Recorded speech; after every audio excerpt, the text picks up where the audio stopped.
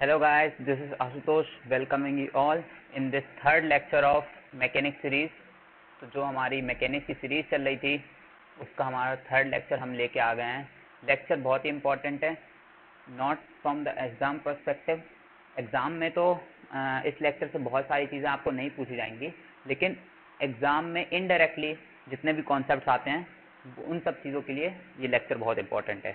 उससे पहले comment box में बताओ कैसे हो सारे लोग, और पढ़ाई कर रहे हो कि नहीं कर रहे हो। पढ़ाई हमेशा करते रहो, चाहे चाचा की शादी आए चाहे बगल वाले भाई का बर्थडे, है ना। पढ़ाई आपकी हमेशा चलती रहनी चाहिए। रोज़ डेडिकेट करो टाइम, कुछ ना कुछ टाइम डेडिकेट करो। अभी तो लेक्चर आपका 2 घंटे का चलता है, उसके साथ साथ प्रैक्टिस क्वेश्चन भी है। जो मैंने प्रैक्टिस क्वेश्चन दिए थे आपको टेलीग्राम ग्रुप पे, वो सारे क्वेश्चन अगर आपसे बन गए हो तो बहुत अच्छी बात है, और अगर कोई भी क्वेश्चन नहीं बनते हैं तो वो सेम वीडियो में सेकेंड लेक्चर में जाके नीचे कमेंट करो कि आपसे कौन से क्वेश्चंस नहीं कर पाए हैं। तो अपन एक जो वीडियो लेक्चर रखेंगे जिसमें हम सिर्फ प्रैक्टिस क्वेश्चंस करेंगे, उसमें हम क्या कवर करेंगे, PYQs कवर करेंगे, उसके साथ साथ जो आपके डाउट हैं वो भी कवर करेंगे। ये हम कब रखेंगे, ये हम जब थोड़ा सिलेबस आगे बढ़ जाएगा, मतलब कि 5-7 लेक्चर और हो जाएंगे, उसके बाद हम ये सीरीज़ रखेंगे, मतलब आगे चल के, ठीक है। तो आज हमारा जो थर्ड लेक्चर है उसके ऊपर बढ़ते हैं। तो आपको पता है कि फिजिकैम एकेडमी आपके लिए लेके आ रहा है free courses for IIT jam, है ना। तो इसमें आपके लिए फिजिक्स के लिए और केमिस्ट्री के लिए, दोनों के लिए फ्री कोर्सेज लाए जा रहे हैं, और सिर्फ 3 मंथ्स में आपका सिलेबस कंप्लीट कराया जा रहा है। तो अगर आपको 3 मंथ्स में सिलेबस कंप्लीट करना है और श्योर सिलेक्शन लेना है IIT जैम में, IIT जाने का सपना है अगर आपका, तो चैनल को लाइक करो, शेयर करो, सब्सक्राइब करो चैनल को, और लाइक करो वीडियो को, शेयर करो। और अपने भी जो भी दोस्त हैं, जो भी आपके एस्पिरेंट्स साथ में आपकी जो तैयारी कर रहे हैं, उनको भी बताओ इस चैनल के बारे में कि फ्री कंटेंट अवेलेबल है यहाँ पर, ठीक है। चलिए आगे बढ़ते हैं, ये मेरा इंट्रोडक्शन है ना, ठीक है। और आज हम क्या कवर करेंगे, फ्रिक्शन। बहुत ही ज़बरदस्त टॉपिक है और बहुत ही लोगों को इसमें बहुत ज़्यादा कंफ्यूज़न होता है लोगों को, ठीक है। टॉपिक समझ में नहीं आता है ये वाला, ठीक है।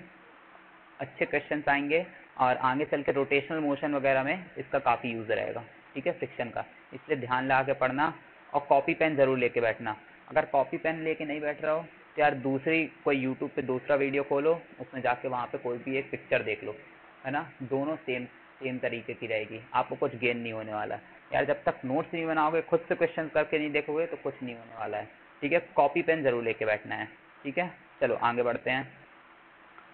अपन ने कल, उससे पहले अपन टॉपिक स्टार्ट करने से पहले 1-2 क्वेश्चंस देखते हैं जो अपन ने स्प्रिंग के किए थे। चलो एक क्वेश्चन लिखो। अ spring is broken into 2 equal parts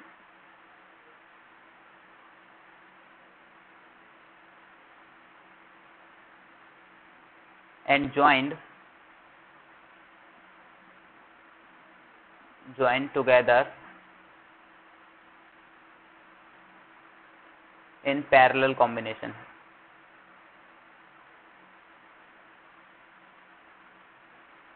Then find the value of K equivalent. Question क्या कह रहा है आपको, एक स्प्रिंग थी हमारे पास, उसको हमने क्या किया, 2 पार्ट में डिवाइड कर दिया और दोनों को क्या लगा दिया, पैरेलल में लगा दिया, पैरेलल कॉम्बिनेशन में लगा दिया। तो इसका जो K इक्विवेलेंट बनेगा, आपका K इक्विवेलेंट बन रहा है, उसकी वैल्यू आपको फाइंड करके निकालनी है ना।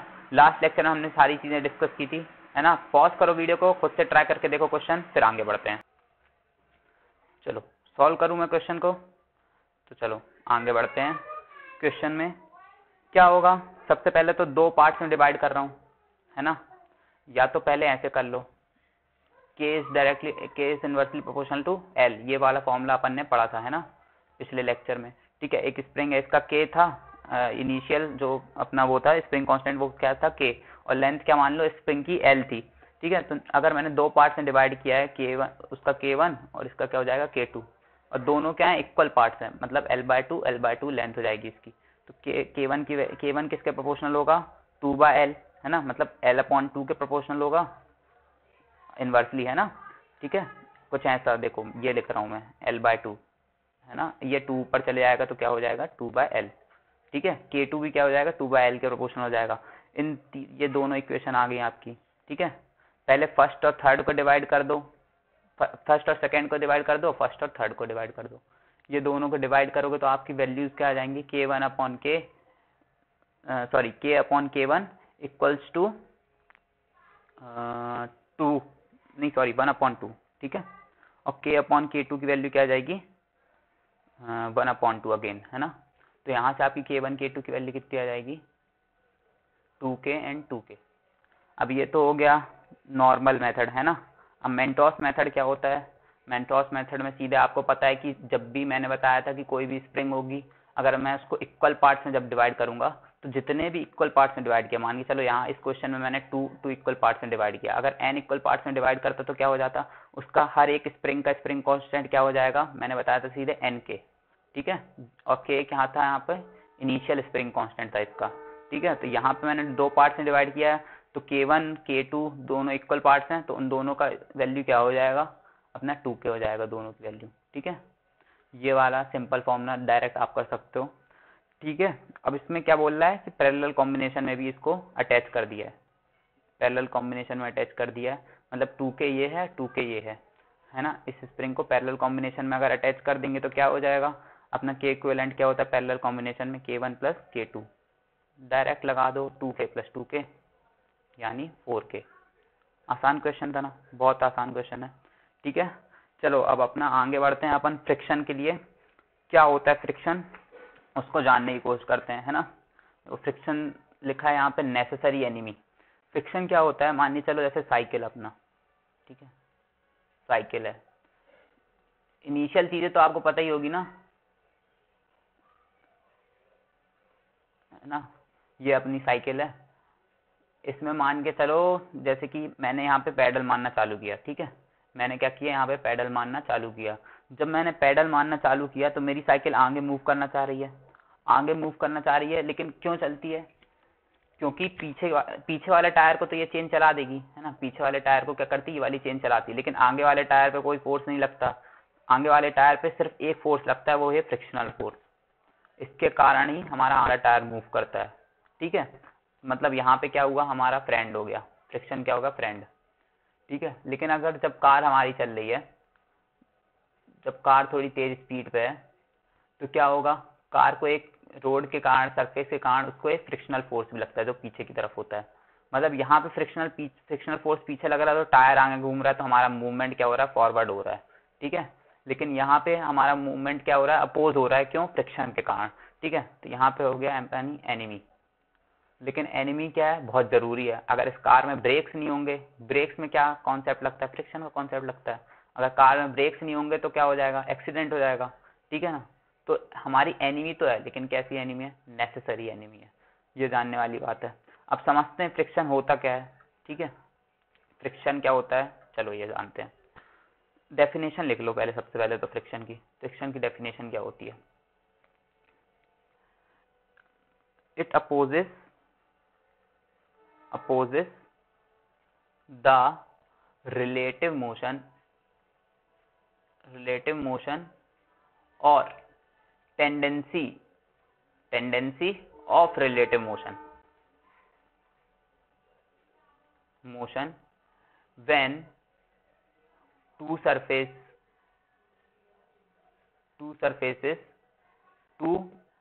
rough surfaces लिख लो, two rough surfaces try to slide over each other, ठीक है। क्या बोल रहा है, फ्रिक्शन क्या है, सबसे पहले तो अपन ने पढ़ा था कि फ्रिक्शन क्या है, कांटेक्ट फोर्स है, एक प्रकार की क्या है, कांटेक्ट फोर्स है। जैसे क्या था अपना, टेंशन था, और क्या था, नॉर्मल रिएक्शन था, है ना। और क्या था, अपन ने क्या पढ़ा था, ड्रैग फोर्स था। ड्रैग फोर्स भी एक प्रकार का क्या है, फ्रिक्शनल फोर्स ही होता है, ठीक है। तो ये सारे क्या है, कांटेक्ट फोर्स है। इतनी बात तो सबको पता ही है बेसिक, फ्रिक्शन क्या है, कांटेक्ट फोर्स है। अब कांटेक्ट फोर्स की वैल्यू मतलब क्या है पूरा, वो सब चीजें अपन समझेंगे। जैसे टेंशन में क्या क्या ट्रेड्स थे टेंशन के, वो सब अपन ने जाना था। सबसे पहले जान लो क्या होता है फ्रिक्शन। जब भी कोई बॉडी एम यहाँ पे रखी हुई है, एम यहाँ पे रखी हुई है, और एक ये सरफेस है, रफ सरफेस, क्या है, रफ सरफेस है। रफ सरफेस पे जब भी ये बॉडी कभी मूव करना चाहेगी आगे की तरफ, अगर ये मूव करना चाह भी रही है, मतलब मूव कर रही हो या फिर चाह रही हो, या तो मूव कर रही हो रिलेटिव मोशन हो और या फिर टेंडेंसी ऑफ रिलेटिव मोशन हो, या इन दोनों से कोई भी केस है, तो इस पे ये सरफेस जो रफ सरफेस है, इस पे ये सरफेस एक पीछे की तरफ फ्रिक्शनल फोर्स लगाएगा। क्या लगाएगा? फ्रिक्शनल फोर्स, फ्रिक्शनल फोर्स लगाएगा। इसी को क्या बोलते हैं? फ्रिक्शन बोलते हैं। ठीक है, इसको किससे डिनोट करते हैं? एफ से। सेम यूनिट वगैरह सब सेम है, फोर्स की यूनिट लगेगी। ठीक है, लेकिन एक्ट कैसे करता है ये, अब इसके बारे में जान लो। ये हमेशा एक्ट कैसे करेगा? टेंजेंशियली एक्ट करता है, टेंजेंशियली एक्ट करेगा, है ना। ठीक है, ये लिख लो, it act tangentially to the body. ऐसा नहीं होगा जैसे यहाँ पे बॉडी इधर आगे मूव करना चाह रही है तो फ्रिक्शनल फोर्स यहाँ लग रहा है, ये रॉन्ग है। फ्रिक्शनल फोर्स कहाँ लगता है? हमेशा ऐसे इधर की तरफ। ये टेंजेंट है ना बॉडी पे, इधर की तरफ फ्रिक्शनल फोर्स लगेगा। ठीक है, और हमेशा क्या करेगा? यहाँ पे बॉडी अगर मान चलो फोर्स एफ लगा रही है, ठीक है, अब करेगा क्या? फ्रिक्शन हमेशा अपोज करने की कोशिश करेगा। It always oppose the relative motion, relative motion oppose करेगा, रिलेटिव मोशन अपोज करेगा। ध्यान रखना, मोशन अपोज नहीं करेगा। अपन देखेंगे प्रॉब्लम जहां पे मोशन सपोर्ट कर रहा है फ्रिक्शन, जैसे बाइसिकल वाली प्रॉब्लम थी, यहाँ पे मोशन आगे क्यों बढ़ पा रही है बाइसिकल? क्योंकि फ्रिक्शन लग रहा है। ठीक है, रिलेटिव मोशन अपोज करता है, मतलब ये वाला सरफेस, ये जो नीचे वाला सरफेस हमारा, उस पर जब स्लाइड करना चाहेगा, इन दोनों बॉडीज के बीच में जब कोई रिलेटिव मोशन होगा तो फिर फ्रिक्शन लग जाएगा।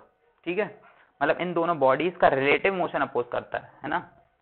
टोटल बॉडी का मोशन सपोर्ट करे अपोज करे वो अपन देखेंगे आगे अच्छे प्रॉब्लम्स में। ठीक है, एक चीज और लिख लो, it is a self adjusting force, self adjusting force.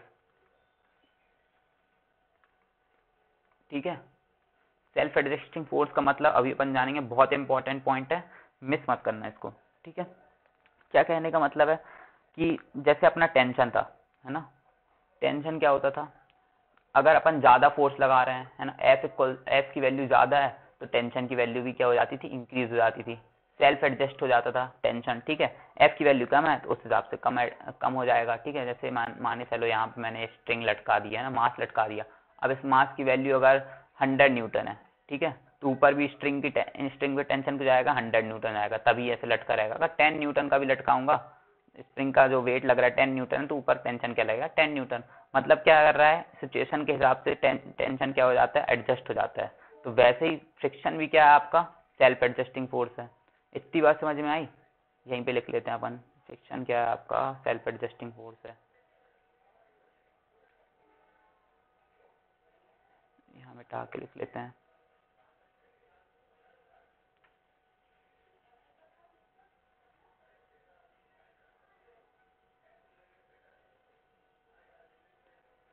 Friction is a self adjusting force like as other constant forces. Normal reaction भी क्या था हमारा? सेल्फ एडजस्टिंग फोर्स था, उसकी वैल्यू भी कोई एक कांस्टेंट नहीं होती है। ठीक है, चलो अब आगे बढ़ते हैं स्टैटिक एंड डायनेमिक फ्रिक्शन के बारे में। फ्रिक्शन कितने प्रकार के होते हैं भाई? 2 प्रकार के। फ्रिक्शन के टाइप्स क्या होते हैं? Static, dynamic. Static friction, dynamic friction. ठीक है, अब इनके बारे में अच्छे से पढ़ते हैं। ठीक है, क्या क्या अलग चीज होती है दोनों में। चलो, पढ़ने के तरीका क्या होगा? एक्सपेरिमेंट टाइप से पढ़ते हैं। ठीक है, मान के चलो ये एक मेरा मास था, एम मास है मेरा, है ना, ये एक क्या है, यहाँ पे रफ सरफेस है। ठीक है, इस पे रखा हुआ है एम मास। अच्छा, इससे पहले एक चीज और जान लो कि हमने क्या देखा था, यहाँ पे जो फ्रिक्शन होगा ना उसमें भी एक्शन रिएक्शन पेयर होता है। सारे फोर्सेस में क्या होता है? फोर्सेस बिना रिएक्शन पेयर के एग्जिस्ट करते हैं क्या? नहीं। हमने थर्ड लॉ में क्या पढ़ा था? एक्शन रिएक्शन पेयर के बिना फ्रिक्शनल फोर्सेस नहीं एग्जिस्ट करते हैं। ठीक है, तो सेकेंड,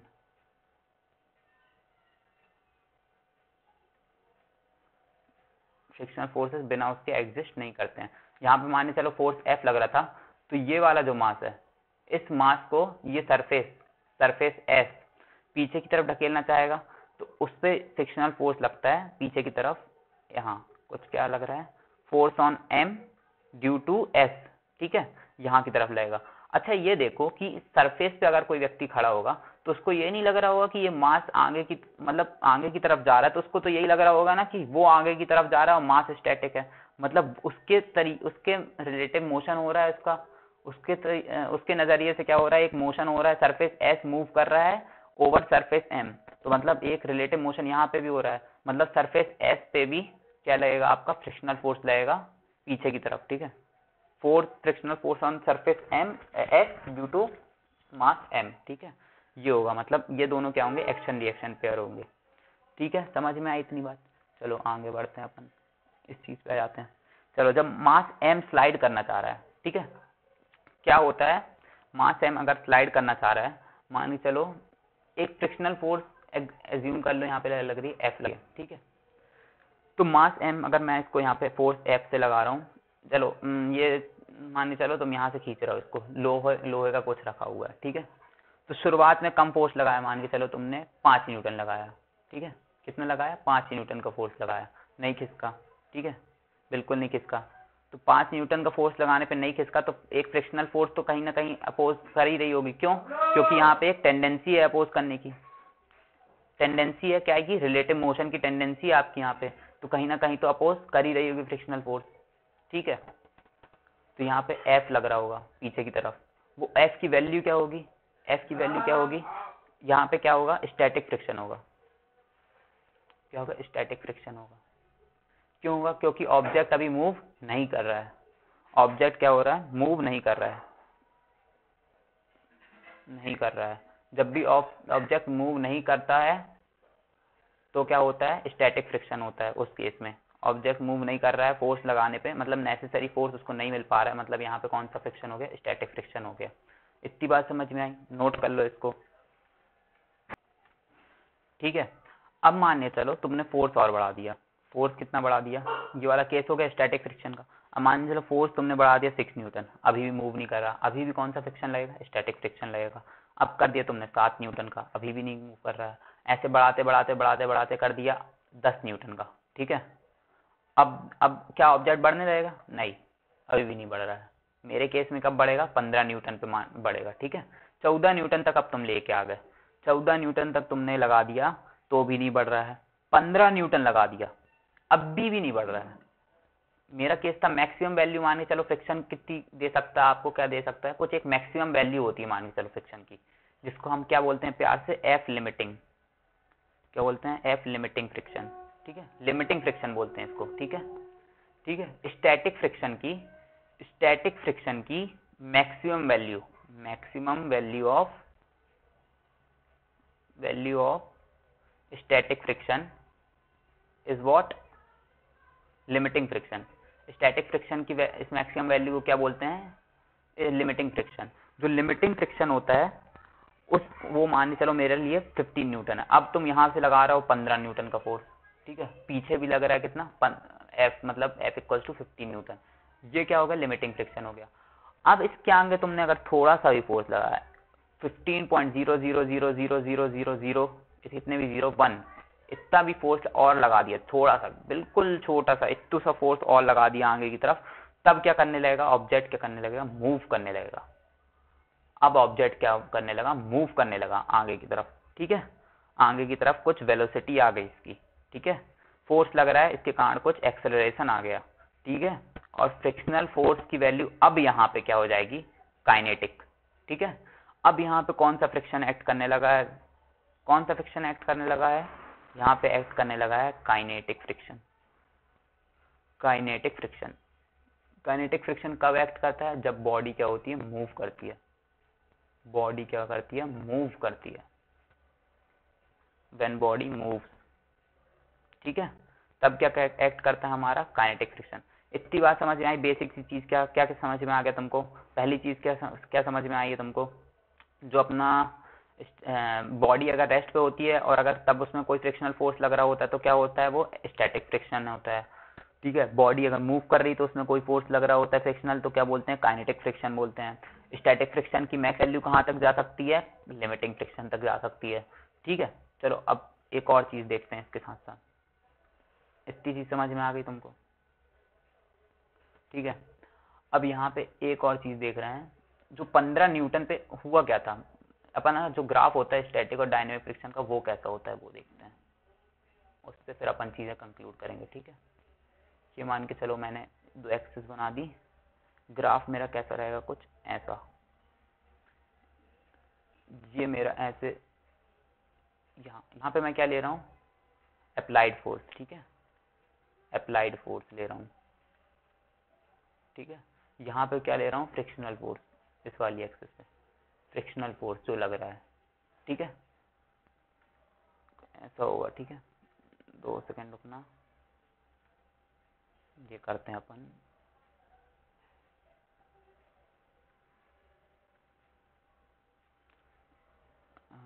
ग्रीन ले लेते हैं, थोड़ा दिखेगी। ठीक है, ये जा रहा है अपना ग्राफ कुछ ऐसे ऐसे ऐसे, यहाँ पे जस्ट थोड़ा सा ऊपर बम्प होगा और फिर यहाँ से क्या हो जाएगा, कांस्टेंट हो जाएगा। अब देखते हैं, देखो ये वाले केस में अपना क्या था, जब तुमने 5 न्यूटन का फोर्स लगाया, मान चलो ये 5 न्यूटन तुमने यहाँ पे फोर्स लगाया, यहाँ पे क्या लगाया, 10 न्यूटन का फोर्स लगाया, यहाँ पे लगाया 15 न्यूटन का, उसके आगे 20 न्यूटन। ठीक है, यहाँ पे होता क्या है एक्चुअली में, जब तुमने 5 न्यूटन का फोर्स लगाया तो तुमको एक फोर्स मिलेगा, क्या मिलेगा, F1 मिल रहा है। F1 की वैल्यू तुम्हारी ये है, F1 की वैल्यू क्या है, ये है जो तुम्हें 5 न्यूटन पे मिल रही है। अभी यहाँ पे क्या, बॉडी मूव नहीं कर रही है, तो यहाँ पे क्या लगेगा, स्टैटिक फ्रिक्शन लग रहा है। ठीक है, 10 न्यूटन का जब तुमने फोर्स लगाया तो तुमको अपोजिंग फोर्स भी कितना मिलेगा, 10 न्यूटन का ही मिलेगा।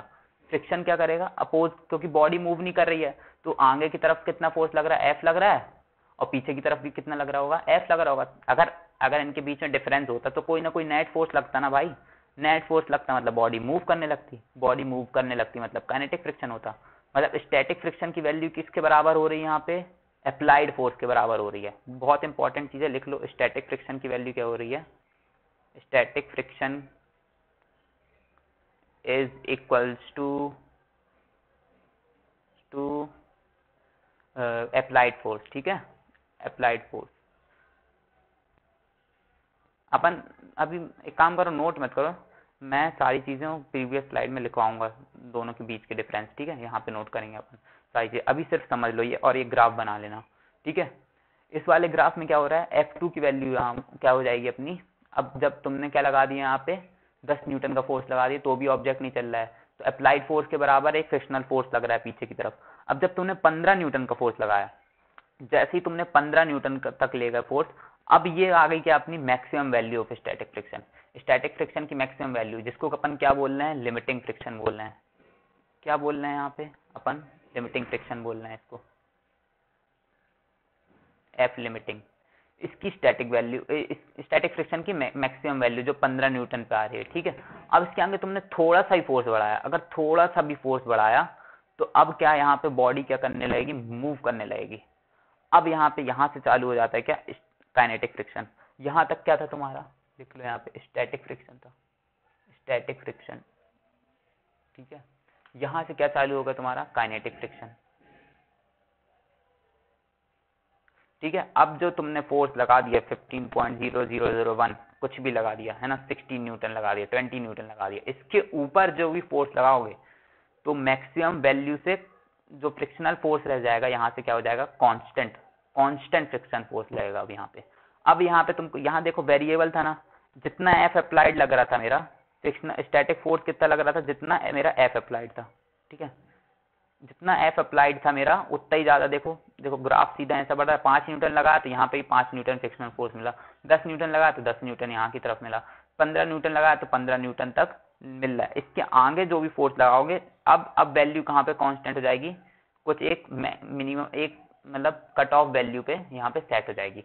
अब ये कट ऑफ वैल्यू क्या होती है, प्रैक्टिकली ये जो वैल्यू होती है तुम्हारी, प्रैक्टिकली क्या होती है, ये ग्राफ में जो बम्प आ रहा है वो क्यों आ रहा है कि F लिमिटिंग की वैल्यू जो होती है वो थोड़ी सी, हल्की सी, बहुत थोड़ी सी ज्यादा होती है काइनेटिक फ्रिक्शन से।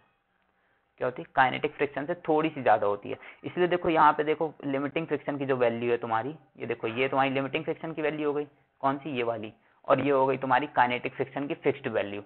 ठीक है, ये थोड़ी सी ज्यादा है किससे, काइनेटिक फ्रिक्शन से। इतनी बात समझ में आई। चलो ये ग्राफ बना लो, ग्राफ बहुत इंपॉर्टेंट है, और फिर अपन चीजें कुछ नोट करते हैं ध्यान से, है ना, समझते हैं। चलो डिफरेंस दोनों के बीच में लिखते हैं सबसे पहले तो, ठीक है। पहला डिफरेंस क्या होता है, डेफिनेशन लिख लो, when there is tendency of relative motion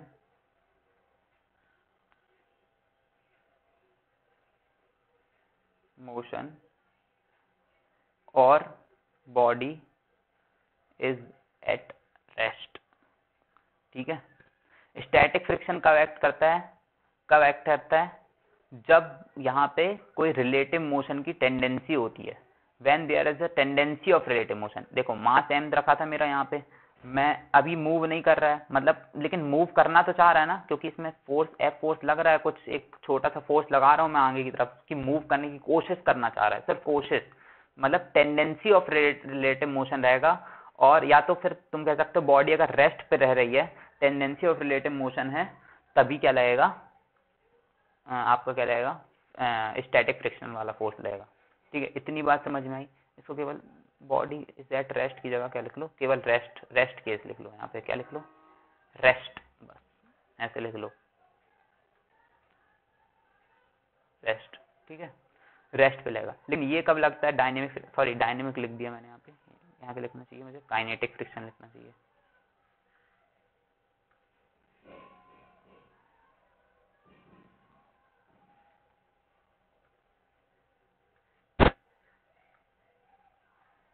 क्या दिक्कत हो रही है, इरेज क्यों नहीं हो रहा भाई,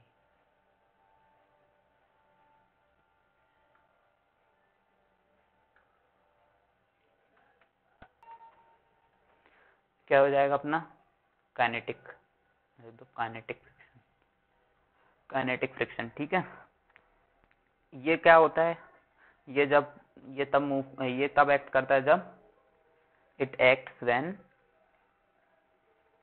while there is a relative motion between two bodies। ये कब एक्ट करता है, जब यहाँ पे कोई रिलेटिव मोशन हो रहा है, मतलब जब मोशन चालू हो गया तब से क्या लगने लगा था अपना, काइनेटिक फ्रिक्शन बोलने लगे थे अपन उसको, ठीक है। अब यहाँ पे लिखो पॉइंट टू क्या है अपना, हो जाएगा, ये हो जाएगा self adjusting force, self adjusting in nature. क्या हो जाएगा, कैसे सेल्फ एडजस्टिंग फोर्स है, देखो जब तुमने 5 न्यूटन का फोर्स लगाया तो फ्रिक्शनल फोर्स भी कितना मिला तुमको, 5 न्यूटन का मिला, है ना। अगर तुमने यहाँ पे 10 न्यूटन का फोर्स लगाया रहता तो पीछे भी फ्रिक्शनल फोर्स कितना मिलता, 10 न्यूटन का मिलता। स्टैटिक फ्रिक्शन की बात कर रहा हूँ मैं, है ना, किसकी, स्टैटिक फ्रिक्शन की। अगर तुम्हें 15 लगा रहे थे, 15 तक तुम्हारी वैल्यू क्या आ रही थी, जैसे 11 लगाया तुमने तो 11 मिलेगा, 12 लगाया तो 12 मिलेगा तुमको पीछे की तरफ, मतलब फोर्स कितना मिल रहा था तुमको, अपन ने क्या डिस्कस किया था कि F अप्लाइड के बराबर मिल रहा था, ठीक है। मतलब क्या कर रहा था, स्टैटिक फ्रिक्शन अपन अपने अप्लाइड फोर्स के हिसाब से अपने आप को बैलेंस कर ले रहा था, मतलब एडजस्ट कर ले रहा था, ठीक है। तो इसकी वैल्यू क्या होती है, स्टैटिक फ्रिक्शन की वैल्यू क्या होती है, F अप्लाइड के बराबर होती है, F अप्लाइड के बराबर होती है। लेकिन ये क्या था, अपना एक कांस्टेंट फोर्स था, देखा था ना, क्या हो जाएगी अपनी, कांस्टेंट वैल्यू हो जाएगी। काइनेटिक फ्रिक्शन क्या रहता है अपना, कांस्टेंट फ्रिक्शन रहता है, ठीक है। लिख लो यहाँ पे एफ के इक्वल्स टू कांस्टेंट।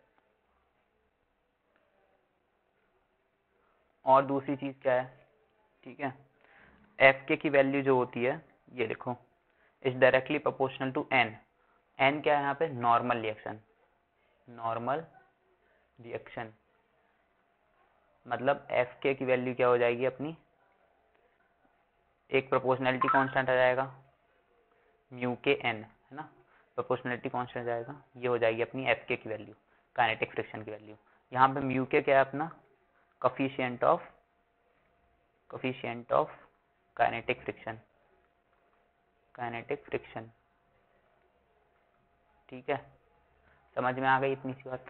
एफ के की वैल्यू हमेशा क्या रहेगी, म्यू के एन क्या रहेगी, हमेशा कांस्टेंट रहेगी, याद रखना, हमेशा क्या रहेगी, एफ के कांस्टेंट वैल्यू क्या रहेगी, म्यू के एन, ठीक है। और एफ लिमिटिंग की वैल्यू क्या होती है, एफ लिमिटिंग फ्रिक्शन की वैल्यू क्या होती है, कांस्टेंट रहती है वो भी, है ना। एफ स्टैटिक की मैक्सिमम वैल्यू होती है एफ लिमिटिंग, और एफ लिमिटिंग की वैल्यू होती है म्यू एस एन, ठीक है। और म्यू एस क्या होता है अपना, कोफिशिएंट ऑफ स्टैटिक फ्रिक्शन, ठीक है। जितना ज़्यादा अपना क्या रहेगा, नॉर्मल रिएक्शन होगा, उतना ही ज़्यादा अपना क्या होगा, फ्रिक्शनल फोर्स होगा, ठीक है। मतलब जितना हैवी ऑब्जेक्ट रहेगा, जितना हैवी ऑब्जेक्ट अपना, जितना ज़्यादा ऑब्जेक्ट क्या अपना हैवी है, 2 किलो का है ना, एक सरफेस है ना, इसके के वैल्यू क्या है, म्यू एस क्या है, कोफिशिएंट ऑफ स्टैटिक फ्रिक्शन क्या है अपना 0.2 है, ठीक है। और मतलब ये जो वैल्यू आपकी होती है कोफिशिएंट ऑफ स्टैटिक फ्रिक्शन, ये किस पे डिपेंड करती है, सरफेसेस पे डिपेंड करती है, और किसी चीज़ पे डिपेंड नहीं करती, ठीक है, सरफेस पे डिपेंड करती है। और यही इसी सरफेस पे रखा हुआ अपना 10 kg का, ठीक है। नॉर्मल रिएक्शन किसको ज़्यादा मिलेगा, एम जी इसका कितना रहेगा 20, ठीक है। तो ऊपर की तरफ भी नॉर्मल रिएक्शन कितना मिल रहा है इसको 20, है ना। जैसे इसको 100 लगेगा नीचे की तरफ, तो ऊपर की तरफ इसको नॉर्मल रिएक्शन कितना मिलेगा 100, ठीक है। तो किसके लिए फ्रिक्शन की वैल्यू ज़्यादा होगी, म्यू एस एन किसके लिए ज़्यादा होगा, इसके लिए ज़्यादा होगा, 10 वाले के लिए ज़्यादा होगा, ठीक है। म्यू एस एन उसके लिए क्या होगा, कम होगा, 20 वाले के लिए, सॉरी 2 kg वाले के लिए कम होगा। ये बात समझ में आई, मतलब जितना हैवी ऑब्जेक्ट उतना ज़्यादा फ्रिक्शनल फोर्स उसको लगेगा, ठीक है। इतनी बात समझ में आ गई अपन को। अब और आगे बढ़ते हैं, एक चीज़ और नोट कर लो, फ्रिक्शनल फोर्स का कोई फॉर्म, स्टैटिक फ्रिक्शन का कोई फॉर्मूला होता है क्या, देखो काइनेटिक फ्रिक्शन का फॉर्मूला होता है ना, लिमिटिंग फ्रिक्शन का ही फॉर्मूला होता है, स्टैटिक फ्रिक्शन का कोई फॉर्मूला होता है क्या, कोई फॉर्मूला नहीं होता। स्टैटिक फ्रिक्शन की वैल्यू हमेशा क्या होती है, अप्लाइड फोर्स के बराबर होती है। इतनी बात अच्छे से समझ में आ गई, ठीक है। आगे बढ़े, इतनी चीज़ें अगर तुमने याद रख ली तो तुम्हारा कॉन्सेप्ट क्या रहेगा, क्लियर रहेगा फ्रिक्शन को लेके, ठीक है। म्यू के होता है अपना क्या, coefficient of kinetic friction, mu S होता है कोफिशिएंट ऑफ स्टैटिक फ्रिक्शन। किस पे डिपेंड करता है, सरफेसेस पे डिपेंड करता है। स्टैटिक फ्रिक्शन कब लगता है, when there is tendency of relative motion, मतलब ऑब्जेक्ट जब रेस्ट पे है और खींचना चाह रहा है आगे की तरफ, तब लगेगा। काइनेटिक फ्रिक्शन अपना कब लगता है, when there is tendency of, when there is some relative motion between the two objects, ठीक है। जब वहां पे कोई रिलेटिव मोशन होता है तब क्या रहेगा, अपना काइनेटिक फ्रिक्शन लग जाएगा, ठीक है। सेकेंड चीज अपन ने क्या पढ़ी, स्टैटिक फ्रिक्शन जो अपना सेल्फ एडजस्टिंग फोर्स, अपने हिसाब से क्या होगा, एडजस्ट हो जाएगा, ठीक है। एडजस्ट कैसा होगा कि एफ स्टैटिक की वैल्यू हमेशा किसके बराबर होगी, एफ अप्लाइड के बराबर होगी। वहीं काइनेटिक फ्रिक्शन क्या होगा, एक काइनेटिक फ्रिक्शन क्या रहेगा, अपना कांस्टेंट फोर्स रहेगा। कांस्टेंट फोर्स की बराबर क्या हो, कांस्टेंट फोर्स की वैल्यू क्या होती है, एफ के इक्वल्स टू म्यू के इंटू एन, एन क्या है यहाँ पे अपना नॉर्मल रिएक्शन, ठीक है। अब यहाँ लिमिटिंग स्टैटिक फ्रिक्शन की मैक्सिमम वैल्यू क्या होती है, मैक्सिमम वैल्यू क्या होती है, लिमिटिंग फ्रिक्शन की वैल्यू क्या अपनी होती है, म्यू एस इंटू एन। इतनी बात समझ में आ गई, आगे बढ़े, चलो क्वेश्चंस करते हैं और कॉन्सेप्ट क्लियर हो अपना, ठीक है। एक क्वेश्चन लिखो, यहाँ पे एक 4 kg का मास रखा हुआ है, ऐसे क्या रखा हुआ, 4 kg का यहाँ पे एक मास रखा हुआ है, उसको 10 न्यूटन से मैं आगे की तरफ खींच रहा हूँ, 10 न्यूटन से आगे की तरफ खींच रहा हूँ। पहली चीज आपको पता लगानी है, frictional force acting on the body, frictional force कितना लग रहा है ना। सेकेंड चीज क्या आपको पता लगानी है, एक्सेलरेशन ऑफ 4 kg ब्लॉक का एक्सेलरेशन पता लगाना है। इतनी बात समझ में आई, चलो ट्राई करके देखो खुद से, बहुत इजी क्वेश्चन है, बन जाना चाहिए, ठीक है। चलो पॉज करके ट्राई कर लिया, मैं करूँ क्वेश्चन, करते हैं। चलो ये 4 kg का मास रखा हुआ है, इस नीचे की तरफ वेट कितना लगेगा, 40 न्यूटन लगेगा, ठीक है। 4g लगेगा मतलब, है ना, 4g जियो, ठीक है। और ऊपर की तरफ कितना नॉर्मल रिएक्शन लगेगा, n। अब n की वैल्यू क्या होगी, FBD बना के देख लो यार, सिंपल, n की वैल्यू भी क्या होगी सॉरी, n की वैल्यू आपकी क्या हो जाएगी, 40 न्यूटन ही हो जाएगी, ठीक है, क्योंकि n की वैल्यू इस केस में क्या होगी, mg के बराबर होगी। आगे की तरफ कितना फोर्स लग रहा है, 10 न्यूटन का फोर्स लग रहा है। अब क्या करोगे भैया, अच्छा मैंने आपको वो नहीं दिया होगा शायद, स्टैटिक फ्रिक्शन का वो कोफिशिएंट नहीं दिया, काइनेटिक फ्रिक्शन का, ठीक है। यहाँ पे एक चीज और लिख लो यार, मिसिंग इन्फॉर्मेशन थी, sorry, f mu s equals to mu k equals to 0.2, ठीक है, ये नोट कर लो, ठीक है। अगर इसकी वैल्यू 0.2 है काइनेटिक फ्रिक्शन की कोफिशिएंट की, तो क्या हो जाएगा अपना, सबसे पहले क्या देखोगे यहाँ पे, स्टैटिक फ्रिक्शन की वैल्यू, लिमिटिंग फ्रिक्शन की वैल्यू देखोगे। क्या करोगे, क्वेश्चन आते ही क्या करोगे, सबसे पहले लिमिटिंग फ्रिक्शन की वैल्यू देखोगे। कितनी आ रही है लिमिटिंग फ्रिक्शन की वैल्यू, 0.2 इंटू 40, मतलब कितना आ रहा है अपना 8 न्यूटन। ठीक है, अगर अप्लाइड फोर्स की वैल्यू, अप्लाइड फोर्स की वैल्यू देखो अपना ग्राफ में देखो, अगर अप्लाइड फोर्स की वैल्यू, ये अप्लाइड फोर्स था, लिमिटिंग फ्रिक्शन से ज्यादा हो जाएगी, लिमिटिंग फ्रिक्शन से अप्लाइड फोर्स की वैल्यू ज्यादा हो जाएगी, मतलब ये वाला केस होगा।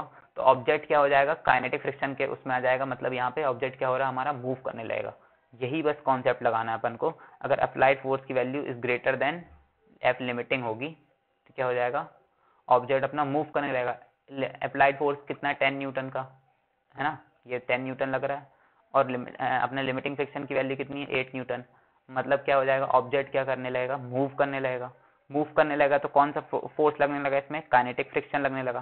काइनेटिक फ्रिक्शन की वैल्यू अपनी कितनी आ जाएगी, क्योंकि यहाँ पे म्यू के एन है ना, म्यू के और म्यू एस दोनों सेम है ना, प्रैक्टिकली नहीं है, आइडियल सिचुएशन है ना यहाँ पे। तो म्यू के इंटू एन कितना हो जाएगा अपना, अगेन 8 न्यूटन आ जाएगा। तो नेट फोर्स कितना लगेगा, एफ नेट कितना लगेगा, एफ अप्लाइड, आगे की तरफ एफ अप्लाइड लग रहा है, पीछे की तरफ क्या लग रहा है, एफ के। ठीक है, 10-2 है ना, 10-2 मतलब सॉरी 10-8 क्या आ जाएगा अपना, 2 न्यूटन आ जाएगा अपना। वो क्या होता है, फॉर्मूला क्या होता है एक्सेलरेशन निकालने का, एक्सेलरेशन निकालने का फॉर्मूला क्या होता है, f net of external, external f net upon m net. ठीक है, नेट फोर्स एक्सटर्नल क्या लग रहा है, 2 न्यूटन का, और मास कितना है 4 kg का। ठीक है, तो एक्सेलरेशन क्या आ जाएगा, 0.5 मीटर पर सेकेंड स्क्वायर, इतना आ गया। और फ्रिक्शनल फोर्स, काइनेटिक फ्रिक्शन की वैल्यू कितनी लग रही है अपनी, 8 न्यूटन। ठीक है, इतनी बात समझ में आ गई, एक्सेलरेशन क्या हो जाएगा 0.5 मीटर पर सेकेंड स्क्वायर। बहुत सिंपल क्वेश्चन था। आगे बढ़े, एक और क्वेश्चन करते हैं। ठीक है, ये रफ कर दूं मैं, है ना। ठीक है, चलो ये वाला पॉइंट जो पार्ट है रफ कर देता हूँ। एक और क्वेश्चन लिखो अब यहाँ पे 4 kg का एक मास रखा हुआ है, अगेन 4 kg का मास रखा हुआ है सरफेस पे, सरफेस है 4 kg पे क्या लग रहा है, अब एक फोर्स लग रहा है यहाँ पे इस तरफ 10√2 न्यूटन का। ठीक है, और इसका एंगल कितना बनना है, हॉरिजॉन्टल से कितना 45 डिग्रीज का एंगल बना रहा है। ठीक है, अब आपको क्या बताना है, यहाँ पे म्यू के आपको दिया है कितना, काइनेटिक फ्रिक्शन की वैल्यू कितनी दी है, कोफिशिएंट की 0.3। ठीक है, अच्छा एक चीज़ और याद रखना, इसकी कोई भी यूनिट नहीं होती है, म्यू के की कोई यूनिट नहीं होती। क्यों नहीं होती है, frictional force directly proportional to n. ठीक है, f upon f equals to mu k n होता है अपना। ठीक है, तो म्यू के क्या आ जाएगा, वैल्यू क्या आ जाएगी, एफ अपॉन एन, है ना। एफ क्या है यहाँ पे फ्रिक्शनल फोर्स, यूनिट क्या है न्यूटन, एन क्या है नॉर्मल एक्शन, यूनिट क्या है न्यूटन, दो एन एन कैंसिल हो जाएंगे। ठीक है, तो कोई वैल्यू हुई क्या, मतलब कोई यूनिट हुई क्या उसकी, नहीं हुई अपनी। 2 सेकेंड, इसको रब कर दूं मैं।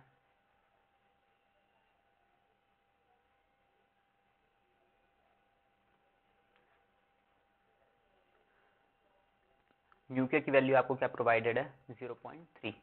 ठीक है, अपन को क्या क्या निकालना है यहाँ पे, पहले निकालना है find the value of, find the value of normal reaction, normal reaction मिल रहा है कितना मिल रहा है वो निकालना है। सेकेंड चीज अपन को क्या निकालनी है, find the value of, the value of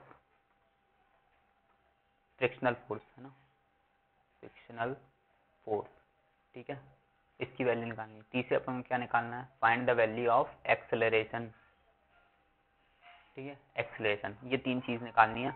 कोशिश करो, ट्राई करके देखो, है ना, बनता है कि नहीं बनता, कुछ खुद से ट्राई करो, पॉज करो वीडियो को। चलो ठीक है, मैं ट्राई करूं क्वेश्चन। ठीक है, चलो मैं ट्राई करता हूँ। क्या आ रहा है अपना, 4 kg का मास पहले तो यहाँ रखा हुआ है, उस पर क्या लग रहा है, एक ऊपर की तरफ लग रहा है 10√2। ठीक है, और ये कितना एक्सिस से कितना एंगल बना रहा है, 45 डिग्री का।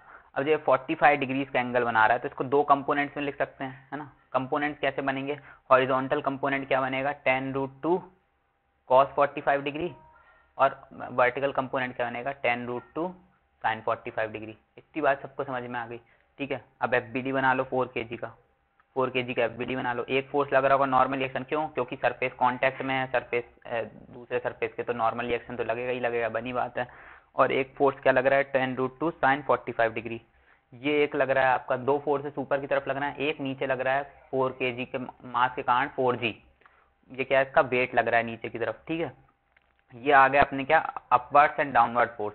अब क्योंकि ऊपर नीचे की तरफ कोई भी अपना बॉडी ऊपर या नीचे नहीं उठ रही है ना, इक्विलिब्रियम कंडीशन है, तो ऊपर वाले फोर्सेस और नीचे वाले फोर्सेस बराबर हो जाएंगे। अच्छा, एक स्टूडेंट ने अभी एक या दो लेक्चर पहले की बात है, फर्स्ट लेक्चर में शायद सवाल पूछा था कि अपन जब इसको इक्वेट करते हैं तो अपन इसके साइन कन्वेंशन का ध्यान क्यों नहीं रखते हैं। तो देखो, साइन कन्वेंशन का ध्यान रखते हैं अपन, बस अपन क्या कर देते हैं, जो ऊपर वाले फोर्स है उसको इक्वेट कर देते हैं नीचे वाले फोर्स से, मतलब इक्विलिब्रियम को बैलेंस करने के लिए। अगर अपन साइन कन्वेंशन का ध्यान करते हुए लिखेंगे तो अपवर्ड फोर्स को मैं क्या मान लूँ, पॉजिटिव मान लूँ, डाउनवर्ड फोर्स को नेगेटिव मान लूँ, ठीक है। तो अपवर्ड फोर्स में क्या लेके चल रहा हूँ, n plus 10√2 sine 45 degree minus of weight, नीचे साइड के फोर्स को नेगेटिव लेना, minus of 4g equal to 0। Equilibrium में क्या होता है, एफ नेट की वैल्यू क्या हो जाती है हमारी 0। एफ नेट क्या है, सम ऑफ ऑल द फोर्सेस, है ना। लेकिन साइन कन्वेंशन का ध्यान रख रहे हैं तो पॉजिटिव वाले ऊपर के फोर्स, नीचे के फोर्स क्या ले लेंगे, नेगेटिव ले लेंगे, ठीक है। वहीं पे अपन जो चीजें कर रहे थे, अब इस इक्वेशन को अगर तुम करके लिखोगे तो क्या बन जाएगी, इक्वेशन सेम बन जाएगी ना। साइन 45 की वैल्यू क्या है, 1/√2, ठीक है। ये 4g यहाँ नेगेटिव में उधर जाएगा तो क्या हो जाएगा, पॉजिटिव। अब अपन क्या लगते हैं, सीधे क्या लिख देते हैं, upward force equals to downward force. वही इक्वेशन आ रही ना, बस अपन ने ये स्टेप अपन ने क्या कर दिया, मिस कर दिया है, मिस नहीं किया है, फिर आगे बढ़ गए, ठीक है। तो इतना इतना था बस इसके पीछे का रीजन, ठीक है। तो n की वैल्यू, नॉर्मल रिएक्शन के बाद इनको वैल्यू निकालनी है। ये √2 कैंसिल हो जाएगा, बचेगा क्या, 10। ये 4g माइनस 10 हो जाएगा, g की वैल्यू 10 अपन लेके चल रहे हैं, तो 40 माइनस 10 कितना हो जाएगा अपना, 30 न्यूटन। नॉर्मल रिएक्शन की वैल्यू क्या आ गई, 30 न्यूटन। इक्वेशन नंबर 1 दे दी।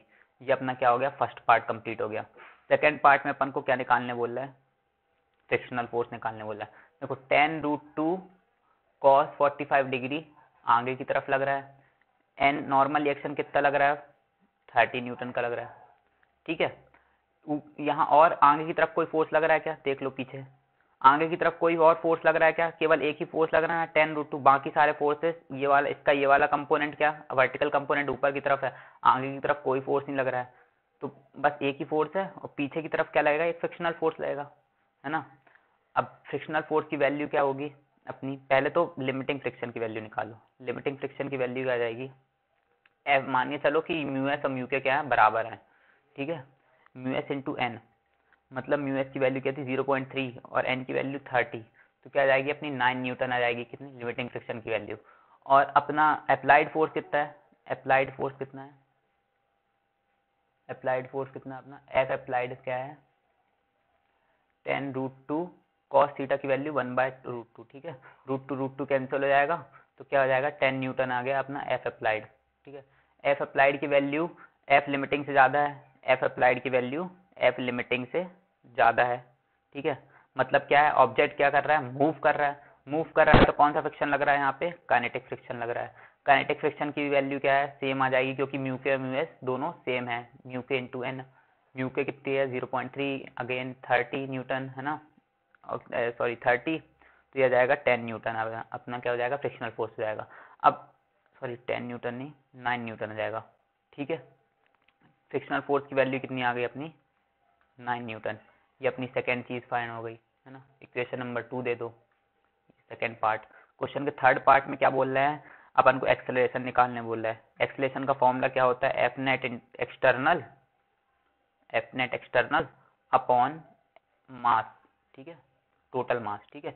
एफ नेट एक्सटर्नल क्या लग रहा है, आगे की तरफ कितना लग रहा है, इसकी वैल्यू क्या आ रही है अपनी एफ अप्लाइड की 10 न्यूटन, पीछे की तरफ कितना लग रहा है 9 न्यूटन, तो 10 माइनस 9 कर दो, है ना। और मास कितना है ऑब्जेक्ट का, 4 kg था, ठीक है। तो क्या आ जाएगा 1/4, मतलब 0.25 मीटर पर सेकेंड स्क्वायर, ठीक है। एक्सेलरेशन की वैल्यू भी आ गई 0.25 मीटर पर सेकेंड स्क्वायर। ये आ गया अपनी तीसरी वैल्यू। थर्ड पार्ट भी सॉल्व हो गया, इक्वेशन नंबर 3 दे दो, ठीक है। आगे बढ़े क्वेश्चन में, चलो एक और क्वेश्चन लिख लो, एक और क्वेश्चन लिख लो। डायग्राम बनाओ सबसे पहले तो, एक 4 kg का अगेन मास रखा हुआ है 4 kg का, ये अपना सरफेस है, ये हॉरिजॉन्टल लाइन है। अब फोर्स कैसे लग रहा है, ऐसे लग रहा है। कौन सा फोर्स लग रहा है इस बार, 20√2 न्यूटन का फोर्स लग रहा है, ठीक है। ऐसे ऑब्जेक्ट रखा हुआ है, ये अपना सरफेस है। सॉरी, ठीक है। म्यू के की वैल्यू और म्यू एस की वैल्यू दोनों सेम है, इक्वल टू 0.3, ठीक है। सेम क्वेश्चन है, क्या निकालना है सबसे पहले, तो नॉर्मल रिएक्शन निकालना है, ठीक है। दूसरी चीज क्या निकालनी है अपन को, फ्रिक्शनल फोर्स निकालना है, फ्रिक्शनल फोर्स निकालना है। तीसरी चीज क्या निकालनी है अपन को, एक्सेलरेशन ऑफ ऑब्जेक्ट या मास, ठीक है। जल्दी से पॉज करो वीडियो को, निकालो, है ना। ये कितना 45 डिग्रीज दिया एंगल, और ये 20√2 न्यूटन की फोर्स लग रही है। चलो जल्दी से पॉज करके ट्राई करो, ठीक है। कर लिया, आगे बढ़ूं क्वेश्चन में, चलो मैं करता हूँ क्वेश्चन। ध्यान रखो इस बार फोर्स कैसा लग रहा है, इधर की तरफ लग रहा है, तो इसके दो कंपोनेंट बनेंगे। सबसे पहले तो ऐसे फोर्स लग रहा है, तो एक कंपोनेंट हॉरिजॉन्टल ऐसा, वर्टिकल ऐसा, ठीक है। ये कौन सा बनेगा, 20√2 साइन थीटा, और ये वाला कैसे बनेगा, 20√2 कॉस 45 डिग्री, और यह क्या बनेगा, साइन 45 डिग्री। इसको सॉल्व करोगे तो क्या आ जाएगा, 20√2 इंटू 1/√2, है ना, तो आ जाएगा 20 न्यूटन, ठीक है। सिमिलरली ये भी 20 न्यूटन आ जाएगा। इतनी बात समझ में आ गई, है ना। अब क्या करो, एफबीडी बना के देख लो 4 kg का। 4 kg मास ऐसे नीचे रखा हुआ है, नीचे की तरफ वेट लग रहा है mg, मतलब कि 4g मतलब 40 न्यूटन, ठीक है। एक और फोर्स नीचे की तरफ लग रहा है, कौन सा, 20√2 मतलब 20 न्यूटन, 20√2 sin 45d, है ना। तो ये आ जाएगा अपना 20 न्यूटन। ऊपर की तरफ क्या लग रहा होगा, एक नॉर्मल रिएक्शन लग रहा होगा। नॉर्मल रिएक्शन की वैल्यू अपनी कितनी हो रही है यहाँ पे, अपन को फाइंड करनी है, ठीक है। तो कर लो, इक्वेशन कर लो कैसे, अपवर्ड फोर्स और डाउनवर्ड फोर्स को दोनों को बैलेंस कर दो इक्विलिब्रियम कंडीशन में, ठीक है। साइन कन्वेंशन लेके कर लो, है ना। ये आ जाएगा, इसको लिख लो, बेहतर है कि 20√2 साइन 45 डिग्री, ठीक है ना। ये आ जाएगा, एन की वैल्यू क्या आ जाएगी, एम जी क्या है 40, और इसको सॉल्व करने पे क्या आ गया अपना 20, ठीक है। 40 20, एन कितना आ गया अपना 60 न्यूटन। नॉर्मल रिएक्शन क्या आ गया, फर्स्ट पार्ट सॉल्व हो गया, क्या हो गया 60 न्यूटन। अब क्या निकालना है अपन को, फ्रिक्शनल फोर्स निकालना है सेकंड पार्ट में। सेकंड पार्ट में फ्रिक्शनल फोर्स निकालना है, तो एन फ्रिक्शनल फोर्स की वैल्यू क्या होती है, एफ लिमिटिंग की वैल्यू पहले निकालो, कितनी होती है, mu s into n. Mu s की वैल्यू 0.3, एन की वैल्यू 60, क्या हो जाएगा 6×3 है ना, और ये पॉइंट हट गया, ये 0 से कैंसिल हो गया। 18 न्यूटन आ गई लिमिटिंग फोर्स की वैल्यू, है ना, लिमिटिंग फ्रिक्शन की वैल्यू। अब अपना एफ अप्लाइड कितना है, 20 न्यूटन है। अब एफ अप्लाइड की वैल्यू जो अपनी है वो लिमिटिंग फ्रिक्शन से ज़्यादा है, तो कौन सा फ्रिक्शन यहाँ पे ऐड कर रहा होगा, kinetic friction. Kinetic friction add कर रहा है, मतलब बॉडी क्या कर रही है अपनी, मूव कर रही है आगे की तरफ, ठीक है। एफ काइनेटिक वैल्यू क्या आ जाएगी, म्यू के इंटू एन। देखो म्यू के और म्यू एस दोनों क्या है, सेम है, तो दोनों म्यू एस एन और म्यू के एन की वैल्यू दोनों की क्या आ जाएगी, 18 न्यूटन ही आ जाएगी, ठीक है। ये अपना क्या निकल गया, फ्रिक्शनल फोर्स निकल गया।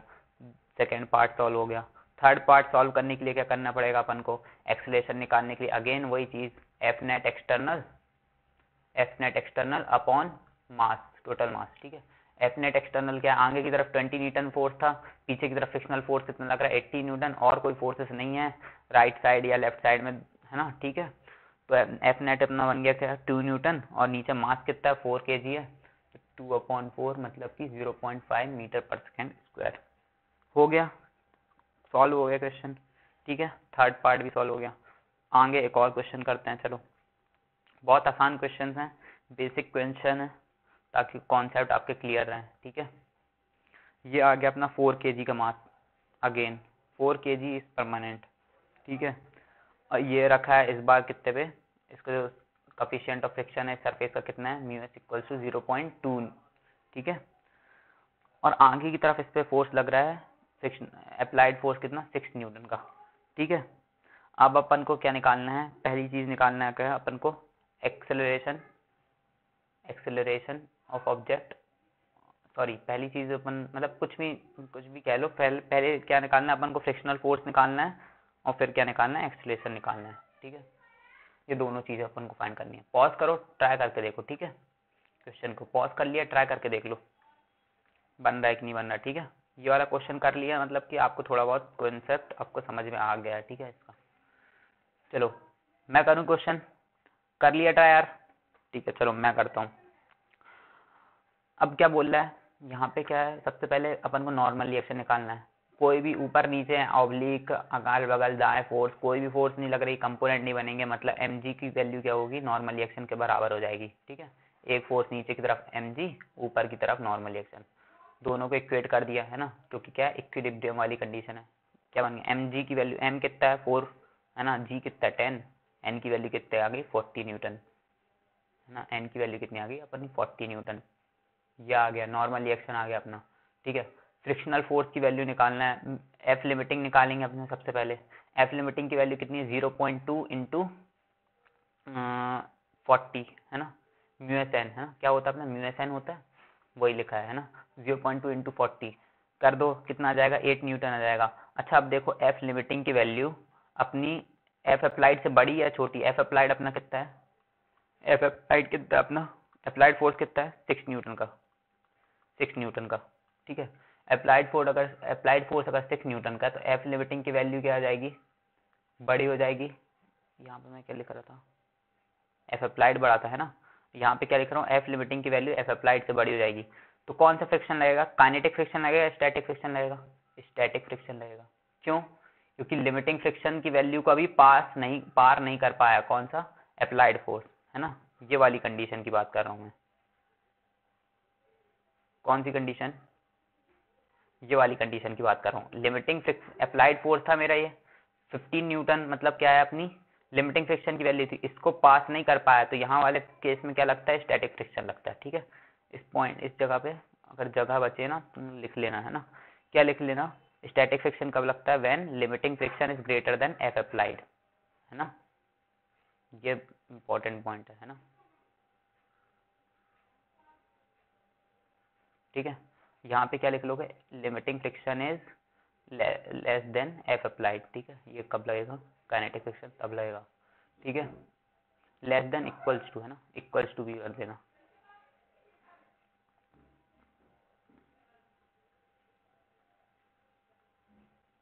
है ना।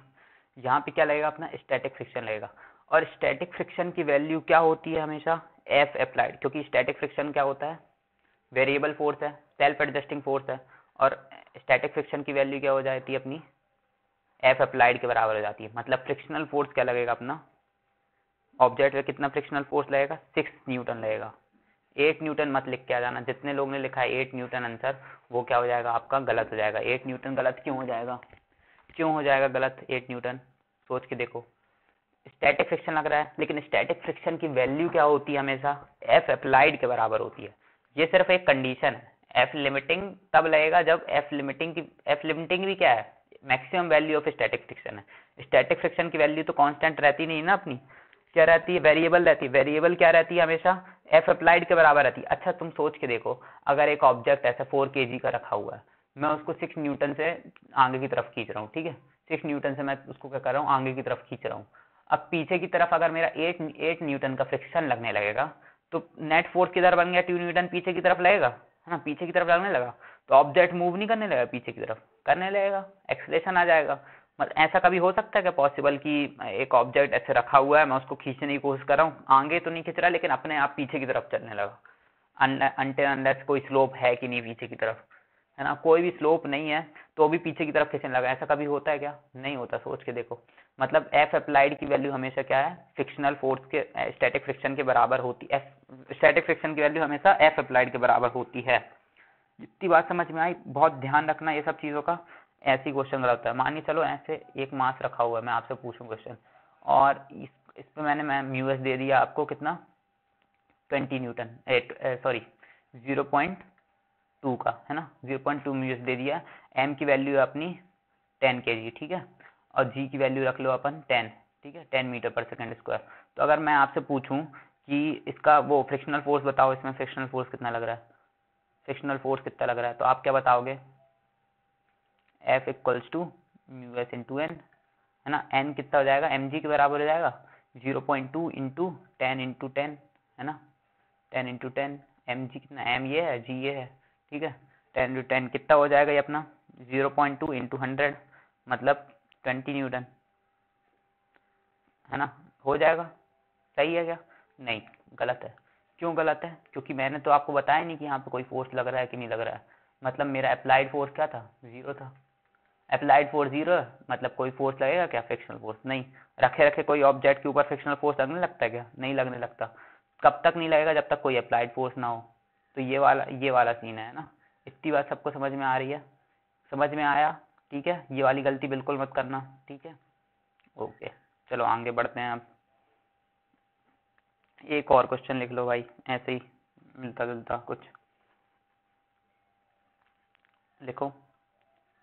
अगेन 4 kg मास है, 4 kg मास अगेन रखा हुआ है, कहाँ पे, सरफेस पे रखा हुआ है। और यहाँ पे म्यू एस की वैल्यू इस बार क्या है, 0.6, और म्यू के की वैल्यू क्या हो जाएगी, 0.4, ठीक है। तो find the frictional force and acceleration of object, ठीक है। पहले रेस्ट पे रखा हुआ है, ठीक है। इनिशियल कंडीशन क्या थी, ये रेस्ट पे रखा हुआ था।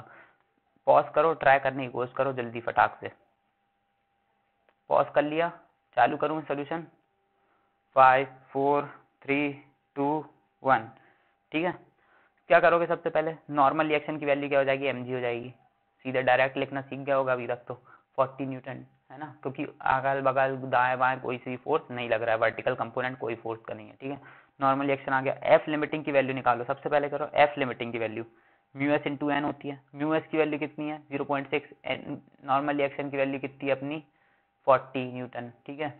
कर दो इसको, मल्टीप्लाई कर दो, क्या आ जाएगा, 24 न्यूटन आ गई। एफ लिमिटिंग की वैल्यू क्या आ गई मेरी, 24 न्यूटन आ गई। अच्छा, एफ अप्लाइड, अगर, सॉरी मैं तुमको एफ अप्लाइड तो देना ही भूल गया, वेरी सॉरी यार। एफ अप्लाइड यहाँ पे था 20 न्यूटन का, ठीक है। एफ अप्लाइड था क्या, 20 न्यूटन का। अगर 20 न्यूटन एफ अप्लाइड में दे रहा हूँ यहाँ पे, ठीक है, 20 न्यूटन का अगर अप्लाइड फोर्स है, तो एफ अप्लाइड की वैल्यू क्या है, कम है ना, लिमिटिंग फ्रिक्शन से क्या है, कम है। लिमिटिंग फ्रिक्शन से कम है, मतलब कौन सी कंडीशन है, स्टैटिक फ्रिक्शन की कंडीशन है। स्टैटिक फ्रिक्शन की कंडीशन है कि नहीं, गलत बोल रहा हूँ क्या, सही है ना। तो अपनी वैल्यू क्या आ जाएगी, फ्रिक्शन की वैल्यू, फ्रिक्शनल फोर्स की वैल्यू क्या आ जाएगी, 20 न्यूटन, ठीक है। फ्रिक्शनल फोर्स की वैल्यू क्या आ जाएगी, 20 न्यूटन। क्यों? क्योंकि अप्लाइड फोर्स के बराबर होता है स्टैटिक फ्रिक्शन, तो ठीक है। और अपना एक्सेलरेशन क्या आ जाएगा, जब बॉडी मूव ही नहीं कर रही है, फ्रिक्शनल फोर्स, स्टैटिक फ्रिक्शन है, तो एक्सेलरेशन क्या हो जाएगा, 0, ठीक है, 0 आ जाएगा। अच्छा, कुछ बच्चों ने अगर ऐसे कर दिया हो कि एफ के निकाला हो, कितना, एफ के की वैल्यू कितनी निकाल दी हो, 0.4 इंटू 0.4 इंटू कितना, 40, है ना। इसकी वैल्यू क्या जाएगी, 16 न्यूटन आ जाएगी। अब देखो एफ के की वैल्यू क्या है, 16 न्यूटन, एफ अप्लाइड की वैल्यू कितनी है, 20 न्यूटन। तो नेट फोर्स कितना बना, 4 newton upon total mass 4 kg equals to acceleration क्या आ गया, 1 मीटर पर सेकंड स्क्वायर। तो ये अगर ऐसे करके निकालना तो गलत हो जाएगा। क्यों हो जाएगा, क्योंकि ऑब्जेक्ट इनिशियली रेस्ट पे था, तो मतलब अगर उसको आगे चलाना है ऑब्जेक्ट को, तो एफ लिमिटिंग का जो बार है उसको तोड़ना पड़ेगा, मतलब 24 न्यूटन तो एटलीस्ट देना पड़ेगा। उसके बाद भली जब 24 न्यूटन पहले हो जाएगा, अगर मान चलो मैंने 24.000001 न्यूटन का मैंने फोर्स दे दिया, अब इसके बाद तुरंत फ्रिक्शन फोर्स की वैल्यू कितनी हो जाएगी, कांस्टेंट जाएगी। और कितनी कांस्टेंट जाएगी, 16 न्यूटन। मतलब इस इंस्टेंट पे ही फ्रिक्शनल फोर्स की वैल्यू 16 न्यूटन में चेंज हो जाएगी। लेकिन अप टिल देन, मतलब जब तक मैंने 24 न्यूटन फोर्स नहीं दिया, इनिशियली रेस्ट पे था, तब तक क्या रहेगा, मेरी फ्रिक्शनल फोर्स की वैल्यू क्या रहेगी, 24 न्यूटन ही रहेगी, ठीक है। लिमिटिंग फ्रिक्शन की वैल्यू, मतलब स्टैटिक फ्रिक्शन ही काम करेगा। इतनी बात समझ में आ गई। आगे बढ़ते हैं, चलो एक और क्वेश्चन ट्राई करते हैं, चलो, ठीक है। इसमें क्या करना है, इस बार क्या रखा है, 2 kg ऑब्जेक्ट रखा है, बड़े समय बाद क्या रखा है, 2 kg का ऑब्जेक्ट रखा हुआ है। यहाँ पे फोर्स लग रही है 20 न्यूटन, ठीक है। म्यू एस की वैल्यू कितनी आएगी, 0.6 दिया है। म्यू के की वैल्यू कितनी दी है, 0.4 दी है है ना। अब आपको क्या पता लगाना है, फ्रिक्शनल फोर्स लगाना है पता, और सेकंड चीज़ क्या पता लगानी है, एक्सेलरेशन पता लगाना है। ठीक है, चलो क्वेश्चन खुद से ट्राई करने की कोशिश करो सॉल्व। मैं चालू करूँ सॉल्यूशन? ठीक है, चलो मैं करता हूँ। अब देखो सबसे पहला क्या है, एफ अप्लाइड की एफ लिमिटिंग की वैल्यू निकालो। सबसे पहले क्या निकालो, एफ लिमिटिंग की वैल्यू। म्यू एस एन आ जाएगी लिमिटिंग की वैल्यू, एफ लिमिटिंग। नीचे की तरफ फोर्स कितना है, 20 न्यूटन का वेट है ना। ऊपर की तरफ फोर्स कितना रहेगा, नॉर्मल रिएक्शन। दोनों बैलेंस हो जाएंगे तो कितना हो जाएगा, एन की वैल्यू आ जाएगी, नॉर्मल रिएक्शन की वैल्यू क्या आ गई, 20 न्यूटन। ठीक है, म्यू एस की वैल्यू गिवन थी 0.6, नॉर्मल रिएक्शन की वैल्यू क्या थी, 20 न्यूटन, 6 2 12 न्यूटन। ठीक है, एफ अप्लाइड कितना लग रहा है मेरा, एफ अप्लाइड की वैल्यू क्या है, 20 है ना, is greater then F limiting, मतलब कि 12 न्यूटन। 12 न्यूटन से ज़्यादा है ना एफ अप्लाइड की वैल्यू। ठीक है, अगर ज़्यादा है, सिंपल सी बात है, क्या लग रहा है अपना, काइनेटिक फ्रिक्शन लग रहा है। ऑब्जेक्ट क्या कर रहा है, मूव कर रहा है, इसका मतलब क्या है, ऑब्जेक्ट मूव कर रहा है, तो काइनेटिक फ्रिक्शन लगेगा। अब काइनेटिक फ्रिक्शन की वैल्यू क्या आ जाएगी अपनी, म्यू के इंटू एन है ना, म्यू के एन, म्यू के मतलब 0.4, एन इंटू एन का मतलब क्या है, 20 है ना, 20। ठीक है, 4 2 8 न्यूटन है ना। तो अपना नेट फोर्स की वैल्यू क्या आ गई, जो ऑब्जेक्ट पे लग रहा है, नेट फोर्स कितना लग रहा है, मूव कर रहा है ऑब्जेक्ट, तो क्या लगेगा, हमेशा काइनेटिक फ्रिक्शन लगेगा। यहाँ पे इससे मत कंफ्यूज हो जाना कि एफ लिमिटिंग माइनस कर दी, यहाँ पे नेट फोर्स क्या लगेगा, काइनेटिक फ्रिक्शन लगेगा ना। ऑब्जेक्ट मूव कर रहा है तो लिमिटिंग फ्रिक्शन थोड़ी लग रहा होगा, ऑब्जेक्ट मूव कर रहा है तो काइनेटिक फ्रिक्शन लग रहा होगा। तो नेट फोर्स अपना क्या लगेगा, एफ अप्लाइड मतलब 20 न्यूटन माइनस काइनेटिक फ्रिक्शन मतलब 8 न्यूटन, मतलब नेट फोर्स लग रहा है अपना 12 न्यूटन का। तो एक्सेलरेशन क्या हो जाएगा, 12 upon net force upon mass, मतलब 2, मतलब 6 मीटर पर सेकंड स्क्वायर। समझ में आई, एक्सेलरेशन कितना आ गया, 6 मीटर पर सेकंड स्क्वायर, और फ्रिक्शनल फोर्स कितना आ गया, 8 न्यूटन। ठीक है, 8 न्यूटन। ठीक है ना, 8 न्यूटन आ गया। ठीक है, इतनी बात समझ में आ गई।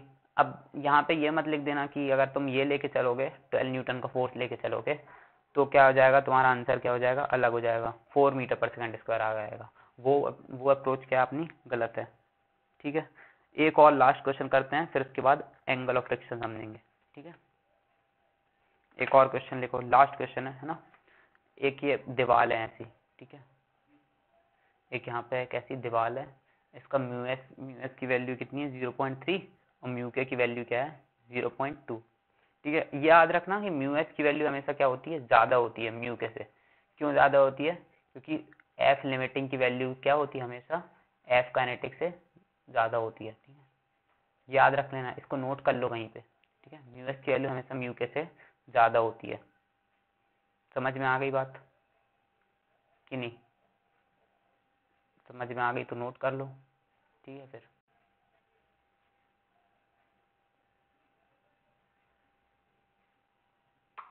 चलो, इतना समझ में आया। पहले एम की वैल्यू क्या है, यहाँ पे 1 kg का मास है।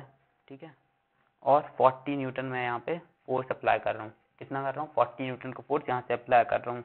ठीक है, find the force of friction and acceleration of mass. ठीक है, चलो इस क्वेश्चन को सॉल्व करके देखो, थोड़ा सा जो अपना वो था ओरिएंटेशन वो अलग हो गया है। अब फोर्सेस अलग अलग लग रहे होंगे, अलग अलग टाइप के लग रहे होंगे। ठीक है, चलो सॉल्व करो, करूँ मैं सॉल्व। ठीक है, चलो देखो, सबसे पहले वेट नीचे की तरफ लग रहा है, मतलब कहाँ, सेंटर ऑफ अर्थ की तरफ लग रहा है ना, नीचे की तरफ। ठीक है, 1 kg का वेट कितना लगेगा, 1g। ठीक है, ऊपर की तरफ क्या लग रहा है, नॉर्मल रिएक्शन किधर लगेगा, perpendicular to the point of contact. यहाँ ऊपर की तरफ नहीं रहेगा नॉर्मल रिएक्शन, ऊपर मत लगा देना, किधर लगेगा, इधर, perpendicular to the point of contact. Point of contact ये है ना सरफेस के साथ, नॉर्मल रिएक्शन तो सरफेस से कहाँ लगता है। ठीक है, और 40 न्यूटन का फोर्स नीचे की तरफ लग रहा है ना। अब देखो, मानने चलो ये यहाँ पे मैंने किसी ऑब्जेक्ट को से चिपकाया हुआ है फोर्सफुली दीवार से, लेकिन ये वेट नीचे लग रहा है, तो ये खिसकना चाहेगा नीचे की तरफ, खिसकना चाहेगा, तो उस खिसक रहा है मतलब कि आगे रिलेटिव मोशन के दो सरफेसेस के रिलेटिव मोशन की टेंडेंसी होगी तो एक क्या लगेगा, फ्रिक्शनल फोर्स लगेगा। तो ऊपर की तरफ क्या लगा दो, यहाँ पे फ्रिक्शनल फोर्स लगा दो। ठीक है, समझ में आया? डायग्राम यहाँ बनाते हैं, अच्छे समझ में आ जाएगा। ठीक है, ये है 1 kg का ऑब्जेक्ट, 40 न्यूटन का फोर्स मैं यहाँ से लगा रहा हूँ, नॉर्मल रिएक्शन ये लग रहा है, वेट लग रहा है नीचे की तरफ 1g, और फ्रिक्शनल फोर्स यहाँ पे लग रहा है F। ठीक है, अब अपन निकाल के देखते हैं, है ना।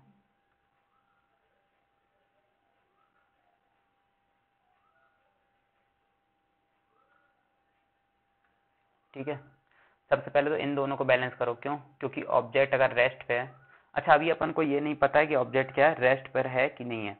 ठीक है, तो नॉर्मल रिएक्शन की वैल्यू तो, लेकिन ऑब्जेक्ट रेस्ट पे नीचे की तरफ तो, इधर इस साइड तो मूव कर नहीं रहा है ना, ऑब्जेक्ट इधर की तरफ तो मूव कर नहीं रहा है, मगर मतलब ये दोनों फोर्सेस जो आप है ना, देखो लेफ्ट या राइट मूव कर रहा है ऑब्जेक्ट, नहीं कर रहा है, मूवमेंट कहाँ होगा, नीचे की तरफ होगा। तो इस ये वाले जो दो फोर्सेस हैं ये तो क्या है, अपने बैलेंस हो जाएंगे, है ना, इक्विलिब्रियम कंडीशन है क्योंकि लेफ्ट और राइट में है ना। तो क्या अपना डायरेक्ट क्या लिख सकते हो, एन की वैल्यू क्या हो जाएगी अपनी 40 न्यूटन के बराबर हो जाएगी, मतलब एफ अप्लाइड के बराबर हो जाएगी। ठीक है, अब देखो यहाँ पे देखने वाली बात क्या है, अब यहाँ पे निकालो लिमिटिंग फ्रिक्शन की value, mu s into n. Mu s की वैल्यू कितनी, 0.3, एन की वैल्यू कितनी है, 40, अपनी आ जाएगी क्या, एफ लिमिटिंग की वैल्यू 12 न्यूटन। आई सब बात समझ में? ठीक है, नीचे की तरफ नीचे की तरफ फोर्स कितना लग रहा है, 1g, मतलब कि अप्लाइड फोर्स। तो इस केस में अप्लाइड फोर्स जो हो जाएगा वो क्या हो जाएगा, अपना वेट हो जाएगा। तो मैंने ये अप्लाइड फोर्स अलग है, ये तो अपन ने लगाया है ना, ठीक है, वो मैं समझ रहा हूँ, लेकिन एफ अप्लाइड या फिर mg फोर्स जो अपोज, जिसको अपोज करना चाह रहा है, वो वाले उस फोर्स की बात कर रहा हूँ। फ्रिक्शनल फोर्स किसको अपोज करना चाह रहा है, नीचे गिरने वाले वेट को अपोज करना चाह रहा है ना, फ्रिक्शन फोर्स उसी को रोकेगा ना। ये जो मास है, ये वेट के कारण नीचे गिरना चाह रहा है, तो इस सरफेस पे अपने घिसटने की टेंडेंसी रख रहा है, मतलब इस सरफेस पे स्लाइड करना चाह रहा है, तो ऊपर की तरफ फ्रिक्शन लगेगा, है ना। तो किसको अपोज कर रहा है, 1g को अपोज कर रहा है, एफ अप्लाइड मतलब 1g, है ना। तो इसकी वैल्यू कितनी है, 10 न्यूटन है। ठीक है, अगर एफ अप्लाइड की वैल्यू लिमिटिंग फ्रिक्शन से कम होती है तो कौन सा लगता है फोर्स, तब कौन सा फ्रिक्शन लगता है, स्टैटिक फ्रिक्शन लगता है, सबको पता है ये बात।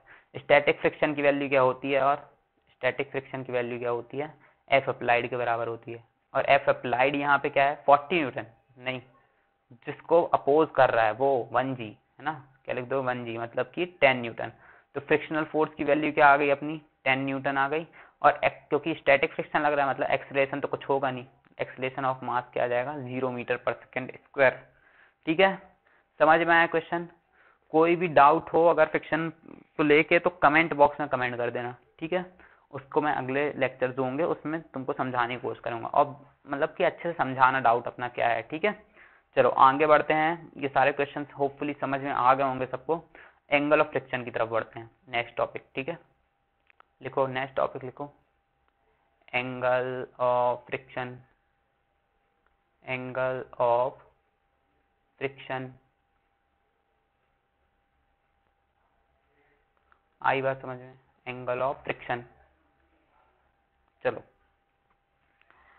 अब यहाँ पे क्या होता है, ये एक मास रखा हुआ है, क्या रखा हुआ है, मास m, मास, वो वाला मास, मास, दादा हंस दे तो मास, दादा रो दे तो मास, है ना, देखिए ना मास फिल्म जो साउथ वाली है ना। मास रखा हुआ है, इसका क्या है, नॉर्मल रिएक्शन बॉस n मिल रहा है इसको, वेट लग रहा होगा नीचे की तरफ mg। ठीक है, और यहाँ पे लग रहा होगा अपना क्या, फ्रिक्शनल फोर्स। यहाँ पे नहीं लग रहा होगा एक्चुअली में, लग कहाँ पे रहा होगा तुम सबको पता है, टेंजेंशियली लगता है। क्या लगता है, टेंजेंशियली लगता है ना भाई, यहाँ तो लगेगा नहीं ना, यहाँ पे लगेगा, नहीं तो कल के दिन तो तुम बोलोगे, आरोप लगाओगे कि आपने बताया था टेंजेंशियली लग रहा है, अब यहाँ पे लगाने लगे आप। ठीक है, चलो फ्रिक्शनल फोर्स ये लग रहा है, ऊपर की तरफ नॉर्मल रिएक्शन लग रहा है। अब इन दोनों का जो क्या होता है, जो रिएक्शन होगा, क्या होगा, रिजल्टेंट फोर्स होगा। ठीक है, रिजल्टेंट फोर्स मतलब क्या बोल रहा हूँ, एक फोर्स ऐसा लग रहा है, एक फोर्स ऐसा लग रहा है, ये फ्रिक्शनल फोर्स है, ये क्या नॉर्मल रिएक्शन, इनका एक रिजल्टेंट बनेगा इधर की तरफ। वेक्टर लॉ में पढ़ा होगा ना तुमने, वेक्टर लॉ ऑफ जो रिजल्टेंट फोर्स अपन पढ़ते हैं वेक्टर में, दो फोर्सेस हैं तो उनका रिजल्टेंट फोर्स बनेगा एक, तो जो रिजल्टेंट फोर्स बनेगा मेरा आर, वो कुछ ऐसा बनेगा। झूठ बोल रहा हूं तो बताओ, ठीक है। क्या बनेगा, आर क्या है यहाँ पर, resultant of which forces, normal reaction and frictional force, ठीक है। Normal reaction and frictional force, r क्या है यहाँ पे, पहली चीज याद कर लेना, है ना। एन क्या है, नॉर्मल रिएक्शन, ठीक है, और एफ क्या है, फ्रिक्शनल फोर्स। अच्छा, फ्रिक्शनल फोर्स एवं ही लगने लगेगी क्या उसमें, नहीं, यहाँ पे कोई ना कोई एफ अप्लाइड होगी, है ना, जिसको मैं यहाँ पे शो नहीं कर रहा हूँ, ठीक है। एफ अप्लाइड होगी तभी कोई फ्रिक्शनल फोर्स लगेगी, अगर रखा हुआ ऑब्जेक्ट है तो लगेगी नहीं, है ना, इतनी बात है। लेकिन एफ अप्लाइड को मैं अभी यहाँ कर रहा हूँ, छुपा रहा हूँ, ठीक है, छुपा दे रहा हूँ, क्योंकि मेरे को जरूरत केवल ये दो फोर्सेस की है। तो ये जो एंगल बनाएगा इससे क्या करेगा, ये जो एंगल बनाएगा भाई इससे, किससे, नॉर्मल रिएक्शन से, इसको मैं कह रहा हूँ थीटा। क्या हो जाएगा, थीटा, थीटा को क्या बोलता हूं मैं, एंगल ऑफ फ्रिक्शन। यही है क्या मेरा एंगल ऑफ फ्रिक्शन। डेफिनेशन लिख लो एंगल ऑफ फ्रिक्शन की, क्या बोलना चाह रहा हूं, angle of friction is, angle of friction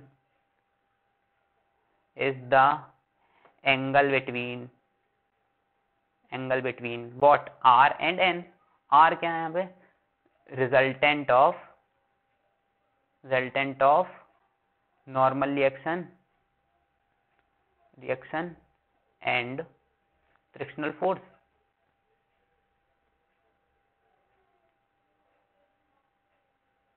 and किसके साथ एंगल बना रहा है, ये रिजल्टेंट किसके साथ अपन को एंगल देखना है इसका, नॉर्मल रिएक्शन के साथ, normal reaction.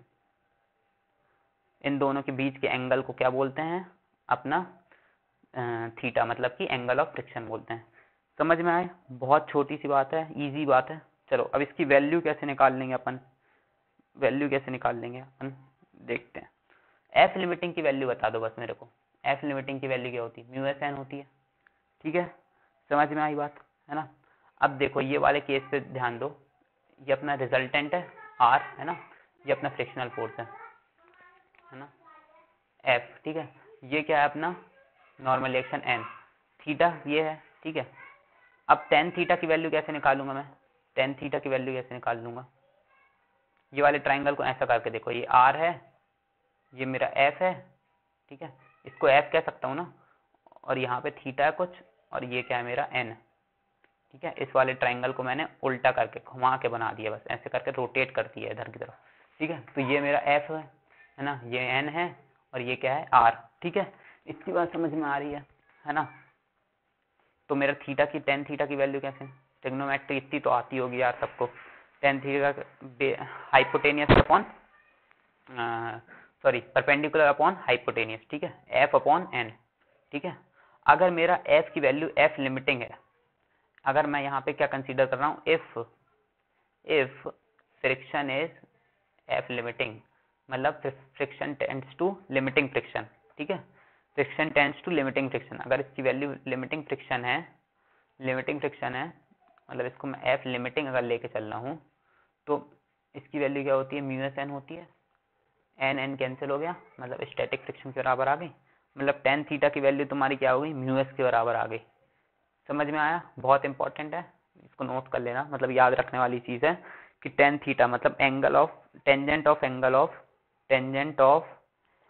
Of friction is equals to coefficient of static friction, यहाँ दिख नहीं रहा होगा, रुक जाओ, यहाँ लिख देता हूँ स्टैटिक फ्रिक्शन। समझ में आ गया, ये नोट कर लेना। अब कोई क्वेश्चन है, मैंने तुमको म्यू एस नहीं दिया, अब सर बोलोगे भैया म्यू एस नहीं दिया आपने, क्या बात है, अब बोल रहे हो कि फ्रिक्शन का क्वेश्चन सॉल्व करो, तो मैंने तुमको एंगल ऑफ फ्रिक्शन दे दिया होगा, थीटा दे दिया होगा, या ऐसा कुछ दिया होगा कि थीटा तुम निकाल लो किसी दो चीजों से, अब तुम म्यू एस वहां से निकाल लोगे, ठीक है, तो यूज हो जाएगा। लेकिन अब तुमको यही नहीं याद है तो कहाँ से करोगे, ठीक है। इतनी बात समझ में आ गई। चलो आगे बढ़ते हैं, इसके भी दो चार क्वेश्चन देख लेते हैं। चलो लिखो पहला क्वेश्चन, m मास रखा हुआ है, म्यू यहाँ पे क्या है, कोफिशिएंट ऑफ फ्रिक्शन है, ठीक है। ये v नॉट वेलोसिटी चल रहा होगा। अब v नॉट वेलोसिटी से चल रहा है तो ये म्यू क्या होगा, स्टैटिक फ्रिक्शन का कि काइनेटिक का? स्टैटिक फ्रिक्शन का कोफिशिएंट तो हो नहीं सकता, काइनेटिक का होगा। तो find the time after which block stops and the displacement of the block when it stops, the total displacement लिख लो, ठीक है। ये एक मास m रखा हुआ है ना, जैसे कि स्ट्राइकर रखा रहता है कैरम बोर्ड पे, मैंने चटाक से इसको एक फोर्स लगा दी, कोई भी एक अननोन फोर्स थी, है ना, F, है ना, एक अननोन फोर्स F लगाई इसमें। अब ये क्या करने लगा, मूव करने लगा, है ना, इम्पल्स दे दी मैंने। इम्पल्स जानते हो क्या होता है? इम्पल्स होता है सडन फोर्स, ठीक है। सडन फोर्स मतलब सडन मोमेंटम जो होता है, इम्पल्स की यूनिट जो ऐसी रहती है मोमेंटम के बराबर रहती है, ठीक है, याद रखना। तो इम्पल्स दी मैंने यहाँ से इसको, ठीक है। अब ये मूव करने लगा। अब यहाँ जब ये मूव कर रहा है, इस पे कोई फोर्स नहीं लग रहा है। कैसा मूव कर रहा है, कांस्टेंट वेलोसिटी। मैंने इनिशियल वेलोसिटी क्या प्रोवाइड की इसको, v नॉट प्रोवाइड की, और कोफिशिएंट ऑफ फ्रिक्शन तुमको दिया म्यू। तो तुमको क्या बताना है कि कितने टाइम के बाद ये स्टॉप हो जाएगा, कितने टाइम के बाद रुक जाएगा, और जब यहाँ इनिशियल पोजीशन से जब ये रुक जाएगा तो कितना डिस्प्लेसमेंट कवर कर चुका होगा। चलो ट्राई करो, क्वेश्चन ट्राई करो, बने तो बताओ, है ना। चलो पॉज करके ट्राई कर लिया, करूँ मैं अब क्वेश्चन? चलो मैं करता हूँ। नॉर्मल रिएक्शन एक n लग रहा होगा ऊपर की तरफ, नीचे की तरफ लग रहा होगा mg, यहाँ पे सरफेस है मेरा, ठीक है। एक फ्रिक्शनल फोर्स लग रहा होगा।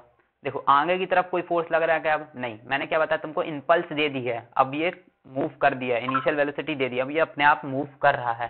पीछे की तरफ फ्रिक्शनल फोर्स बस एक लग रहा है, अपोजिंग फोर्स बस है, कोई भी आगे ड्राइविंग फोर्स नहीं है, ठीक है। तो v नॉट वेलोसिटी चल रहा है, तो f की वैल्यू क्या हो जाएगी, म्यू के n हो जाएगी, ठीक है।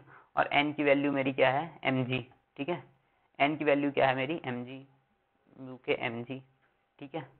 फ्रिक्शनल फोर्स की वैल्यू आ गई तुम्हारी, ठीक है। एक्सेलरेशन क्या हो जाएगा ऑब्जेक्ट का, मास इंटू नेट फोर्स क्या हो जाएगी मेरी, एफ नेट क्या लग रही है मेरी, मास इंटू एक्सेलरेशन, मतलब केवल फ्रिक्शनल फोर्स लग रही है, काइनेटिक फ्रिक्शन लग रहा है केवल, तो उसकी वैल्यू क्या थी, म्यू के mg। केवल एक ही फोर्स लग रही है ना पीछे की तरफ, कोई और फोर्स है क्या इस डायरेक्शन में? कोई भी फोर्स नहीं, मतलब नेट फोर्स क्या हो जाएगा, एम ए की वैल्यू क्या आएगी, म्यू के mg, ए की वैल्यू क्या आ जाएगी, म्यू के इंटू जी, ठीक है। एक्सेलरेशन की वैल्यू तुमको मिल गई है, एक्सेलरेशन की वैल्यू मिल गई है। इनिशियल वेलोसिटी तुमको पता है कितनी, इनिशियल वेलोसिटी क्या है तुम्हारी, v नॉट है। फाइनल वेलोसिटी क्या हो जाएगी जब रुक जाएगा ऑब्जेक्ट, फाइनल वेलोसिटी 0। एक्सेलरेशन तुमको मिल गया म्यू के इंटू जी, ठीक है। अब लगा दो equation, u equals to v equals to u plus a t, है ना, सारे लोगों को आती है ना। v कितना है अपना 0, u कितना है v नॉट, है ना। एक्सेलरेशन देखो पॉजिटिव है ना, इधर की तरफ v को मैं क्या ले रहा हूँ, पॉजिटिव ले रहा हूँ v को, है ना, मतलब राइट साइड मेरा क्या पॉजिटिव ले रहा हूँ मैं। तो एक्सेलरेशन पीछे की तरफ लग रहा है तो उसको क्या लूंगा, नेगेटिव लूंगा, मतलब mu k g into T, ठीक है। तो अपनी टी की वैल्यू क्या आ जाएगी, वी नॉट अपॉन म्यू के इंटू जी, ठीक है। जो कि इसमें क्या दिया है अपना, म्यू के और म्यू बराबर है ना, mu V naught upon mu G, है ना। ये आ गया अपना क्या, टाइम, इतने टाइम के बाद क्या हो जाएगा, बॉडी स्टॉप हो जाएगी, उसकी वेलोसिटी 0 हो जाएगी। अब डिस्प्लेसमेंट कितना कवर किया, वो कैसे निकाल दोगे, v square minus u square equals to 2s, ठीक है। v की वैल्यू 0 है, u की वैल्यू क्या है, v नॉट का होल स्क्वायर, u की वैल्यू v नॉट है, इसका u का स्क्वायर होगा मतलब v नॉट का स्क्वायर, 2 इंटू a की वैल्यू क्या है, माइनस लोगे, माइनस म्यू के जी, क्योंकि v नॉट को पॉजिटिव ले रहा हूँ, इंटू s, ठीक है। क्या आ जाएगी फाइनल वैल्यू, ये माइनस माइनस कैंसिल हो जाएगा, मतलब v not square equals to 2 mu k g into s, s की वैल्यू क्या आ गई, v not square upon 2 mu k g, ये आ गई अपनी एस की वैल्यू। इक्वेशन नंबर 2 दोनों चीज फाइंड हो गई, ठीक है। चलो आगे बढ़ो, एक और क्वेश्चन करते हैं अपन।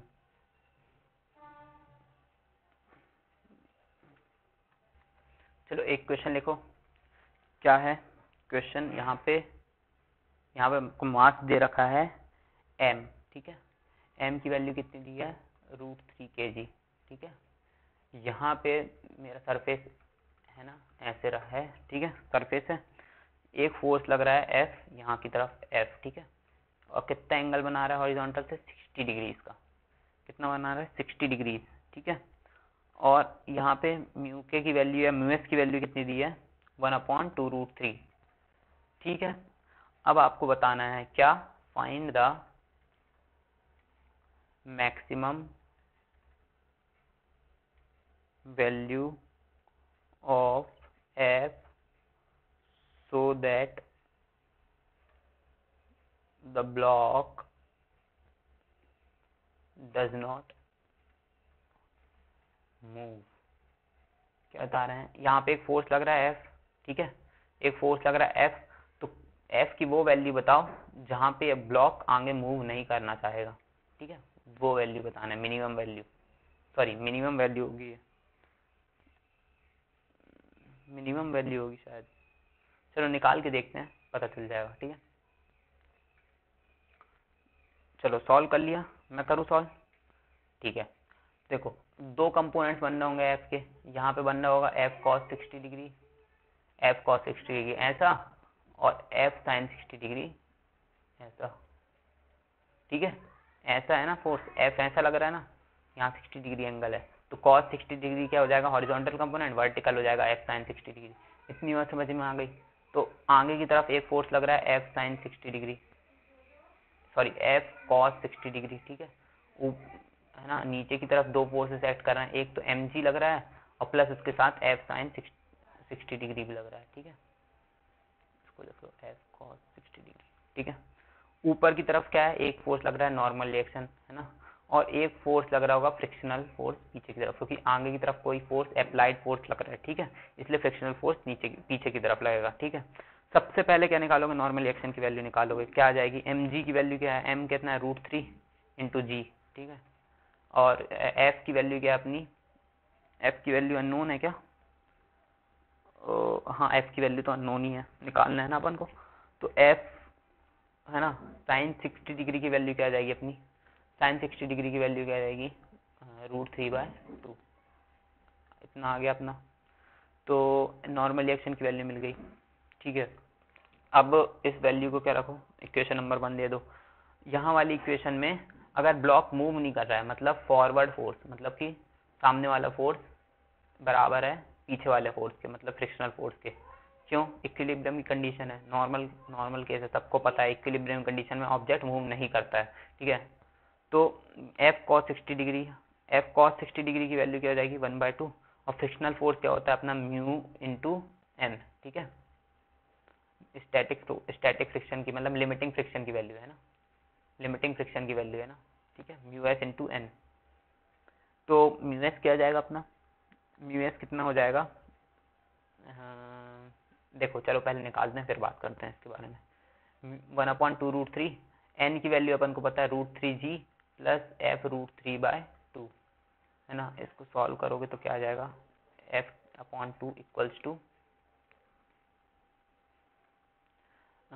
ये √3 कैंसिल हो जाएंगे, है ना, तो g/2 plus f/4, g/2 plus f/4, ये इधर ट्रांसफर करोगे तो क्या आ जाएगा, f/4 इक्वल्स टू g/2, मतलब f की वैल्यू क्या आ जाएगी अपनी 4g/2, मतलब 20 न्यूटन, ठीक है, 20 न्यूटन आ गई। इतना बात समझ में आया, ठीक है। अब f की वैल्यू अगर 20 न्यूटन से मैं बढ़ा दूंगा, f की वैल्यू अगर 20 न्यूटन से मैं बढ़ा दूंगा तो क्या होगा, दोनों कंपोनेंट्स बढ़ जाएंगे, है ना, मतलब 20 न्यूटन, 20 कॉस 60 डिग्री की वैल्यू, अगर f की वैल्यू बढ़ाने पे क्या होगा, सोच के देखो जरा।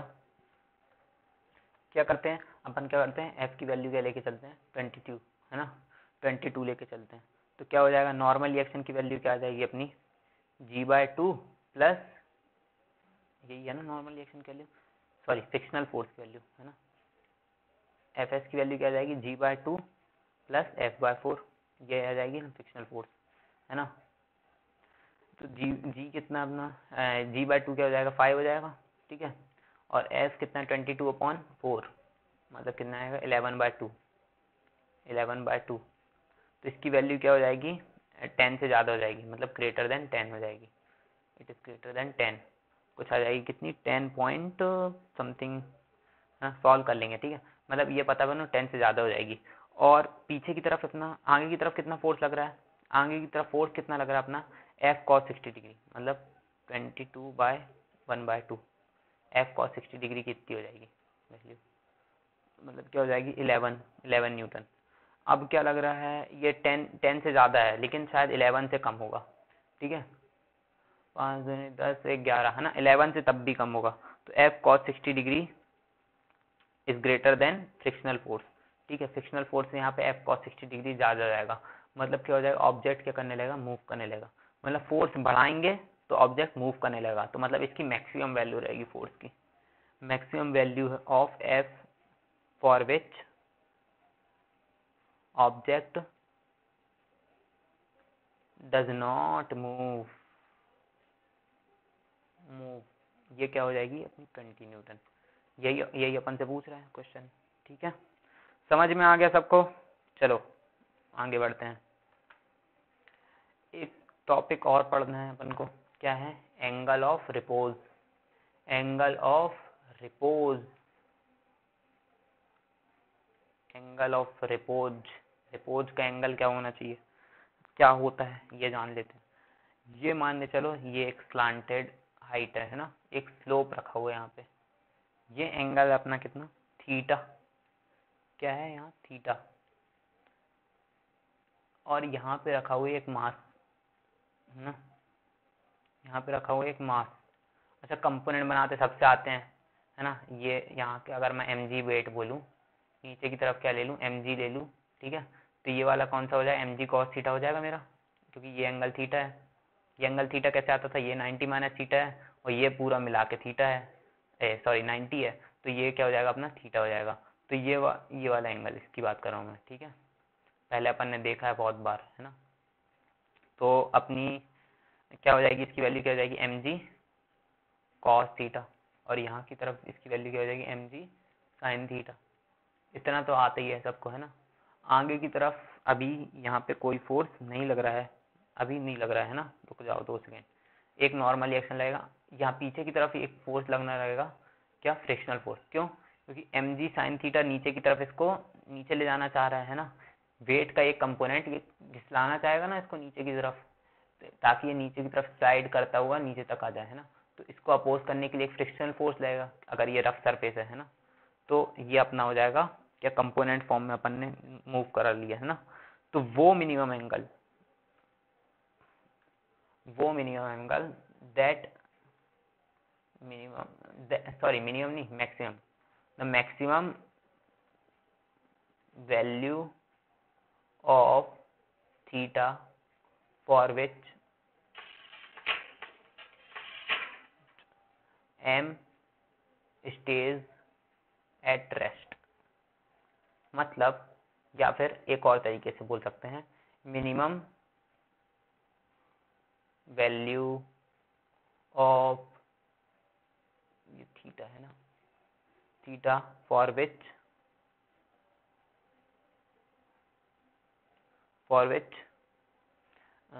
मास स्टार्ट मूविंग, ठीक है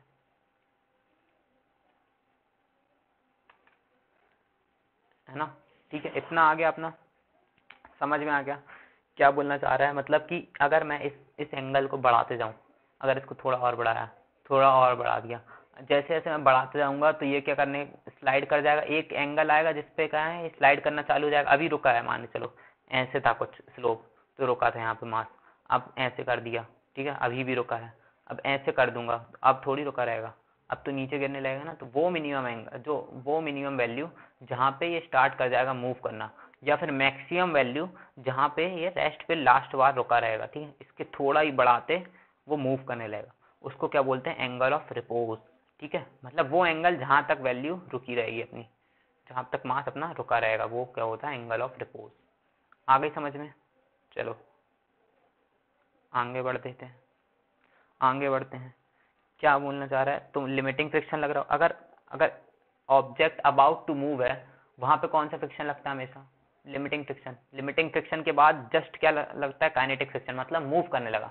तो मूव करने लगा उससे जस्ट पहले की बात अपन को पता करनी है, मतलब लिमिटिंग फ्रिक्शन का खेल होगा। लिमिटिंग फ्रिक्शन की वैल्यू किसके बराबर हो जानी चाहिए, mg sin थीटा, यही होगी ना लास्ट कंडीशन थीटा के लिए। अगर इन दोनों केस, इन दोनों, इसकी वैल्यू लिमिटिंग फ्रिक्शन के बराबर है और अगर इससे थोड़ा भी एंगल बढ़ता है तो आगे की वैल्यू, आगे mg sin थीटा की वैल्यू बढ़ जाएगी। sin थीटा की वैल्यू बढ़ती है क्योंकि एंगल बढ़ रहा है ना, ठीक है। तो मूव करने लगेगा, मतलब लिमिटिंग फ्रिक्शन से ज्यादा हो जाएगा फोर्स, तो ये हो जाएगा अपना एंगल ऑफ रिपोज, ठीक है। थीटा यहाँ पे थीटा को थीटा आर हो जाएगा, when theta tends to theta are, तो ये वाली इक्वेशन सही हो जाएगी, ठीक है। अब इसको क्या लिख देंगे, लिमिटिंग फ्रिक्शन की वैल्यू क्या होती है, म्यू एस इंटू एन, है ना, और इसकी वैल्यू क्या है, एम जी साइन थीटा आर, ठीक है। एन की वैल्यू यहाँ पे क्या है भाई, एन की वैल्यू क्या है, म्यू एस इंटू एम जी कॉस थीटा आर, है कि नहीं, गलत बोल रहा हूँ क्या, नॉर्मल रिएक्शन कितना हो जाएगा, M ji cos theta are, तो एम जी साइन थीटा आर के बराबर हो जाएगा, ठीक है। अगेन यहाँ पे आपको थीटा आर ये कॉस थीटा को यहाँ ले जा, एम जी कैंसिल हो जाएगा, म्यू एस की वैल्यू क्या हो जाएगी, sine theta r by cos theta r, ठीक है। मतलब अपने टेन थीटा आर की वैल्यू क्या हो जाएगी, म्यू एस के बराबर हो जाएगी।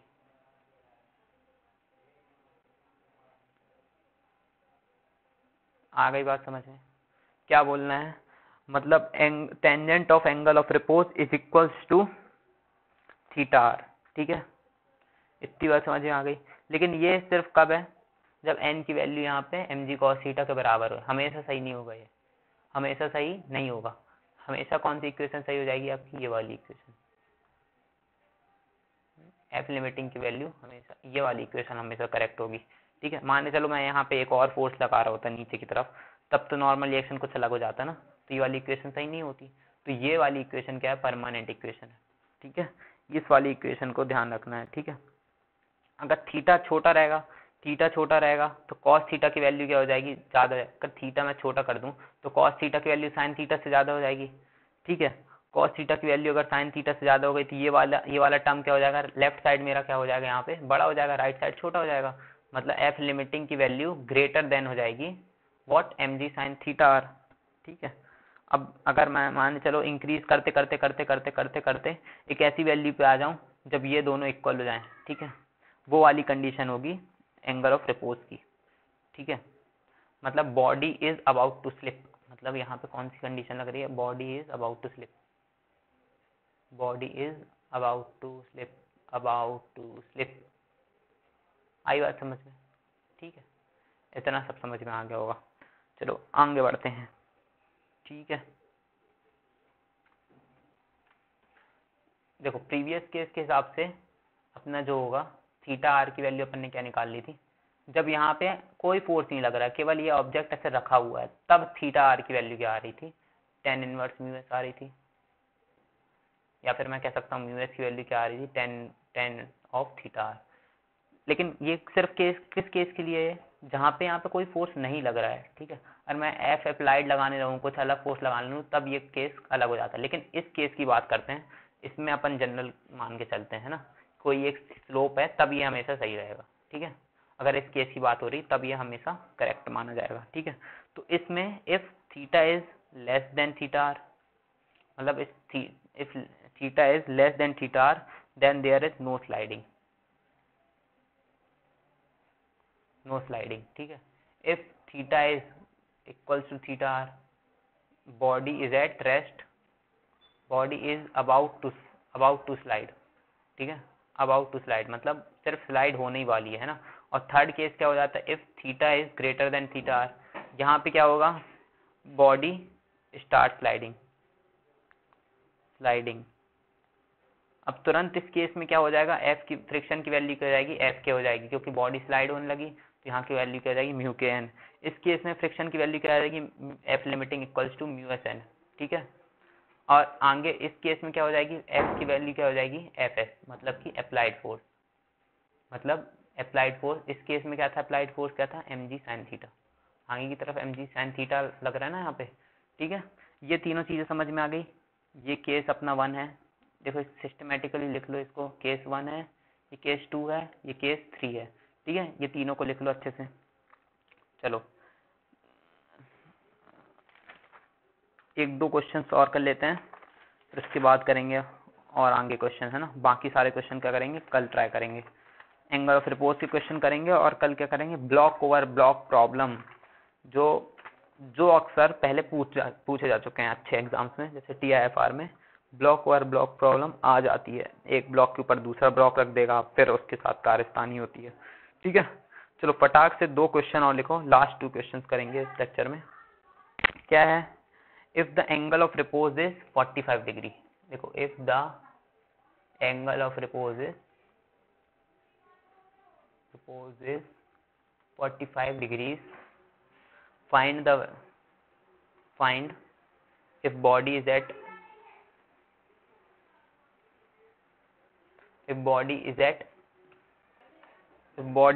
rest or motion।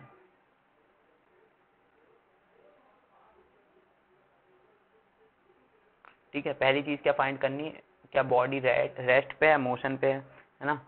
अगेन क्या कैलकुलेट करना है, calculate frictional force and acceleration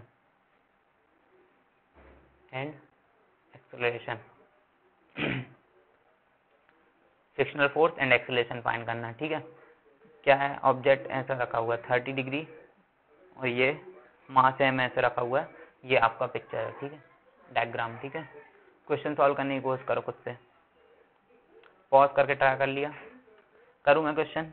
क्या दिया, एंगल ऑफ रिपोज कितना दिया है, थीटा आर की वैल्यू अपन को कितनी दी है, थीटा आर की वैल्यू दी है अपन को 45 डिग्री, और थीटा कितना दिया है अभी यहाँ पे 30 डिग्री, ये थीटा दिया है अपन को 30 डिग्री। अगर थीटा आर की वैल्यू थीटा से ज्यादा है तो बॉडी क्या मूव करेगी, नहीं मूव नहीं कर रही है, body is at rest, body अगर रेस्ट पे है तो जो फ्रिक्शनल फोर्स लग रहा होगा वो कौन सा लग रहा होगा, फ्रिक्शनल फोर्स कौन सा लग रहा होगा, स्टैटिक फ्रिक्शन लग रहा होगा यहाँ पे, स्टैटिक फ्रिक्शन का मतलब क्या है, स्टैटिक फ्रिक्शन मतलब FS, मतलब कि F अप्लाइड, मतलब यहाँ पे इस केस में क्या लग रहा है, F अप्लाइड अपना mg साइन थीटा, mg नीचे की तरफ लग रहा है ना, ये इसका कंपोनेंट बना लिया, ये थीटा है ना, mg cos थीटा यहाँ लगेगा, इसको cos थीटा लिख दो, इसको क्या लिख दो mg साइन थीटा, यहाँ लगेगा इधर की तरफ लगेगा क्या, फ्रिक्शनल फोर्स, ये लग रहा है अपना नॉर्मल रिएक्शन, ठीक है। तो एक ही फोर्स लग रहा है, अप्लाइड फोर्स आगे की तरफ कौन सा, mg साइन थीटा, तो स्टैटिक फ्रिक्शन में तो इसकी वैल्यू यही होती है ना, तो m sine theta sine 30 degree रख दो यहाँ पे, mg साइन 30 डिग्री। अगर m की वैल्यू मैं तुमको दे दूँ 2 kg तो क्या हो जाएगा, 20 इंटू साइन 30 डिग्री की वैल्यू 1/2, मतलब ये क्या जाएगा, आंसर क्या जाएगा अपना 10 न्यूटन। फ्रिक्शनल फोर्स की वैल्यू क्या जाएगी 10 न्यूटन, ठीक है। एक्सेलरेशन, फ्रिक्शनल फोर्स की वैल्यू 10 न्यूटन है, एक्सेलरेशन क्या है 0 हो जाएगा, क्योंकि बॉडी क्या है, स्टैटिक है, नॉर्मल सी बात है भाई, स्टैटिक फ्रिक्शन लग रहा है तो बॉडी क्या है, रेस्ट पे है ना भाई, कि नहीं, गलत बोल रहा हूँ क्या, ठीक है। चलो आगे बढ़ लो, नोट कर लिया क्या, लो नोट कर लो जल्दी से इसको, ठीक है। अगर इसमें m ना कंसीडर करूँ ना तो इसका आंसर क्या जाएगा, mg/2 आ जाएगा, ठीक है। अगर मैंने तो यहाँ पे 2 kg कंसीडर कर लिया, अगर नहीं करेंगे तो इसका आंसर आएगा करेक्ट क्या, mg/2, ठीक है। एक लास्ट क्वेश्चन और करते हैं, last question of the evening, ठीक है, नोट कर,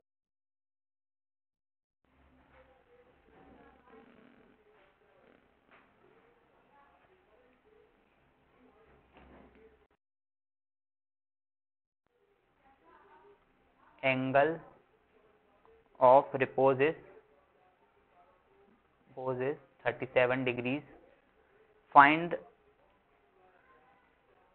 if body is at rest or motion, rest और मोशन, ठीक है। Again calculate the value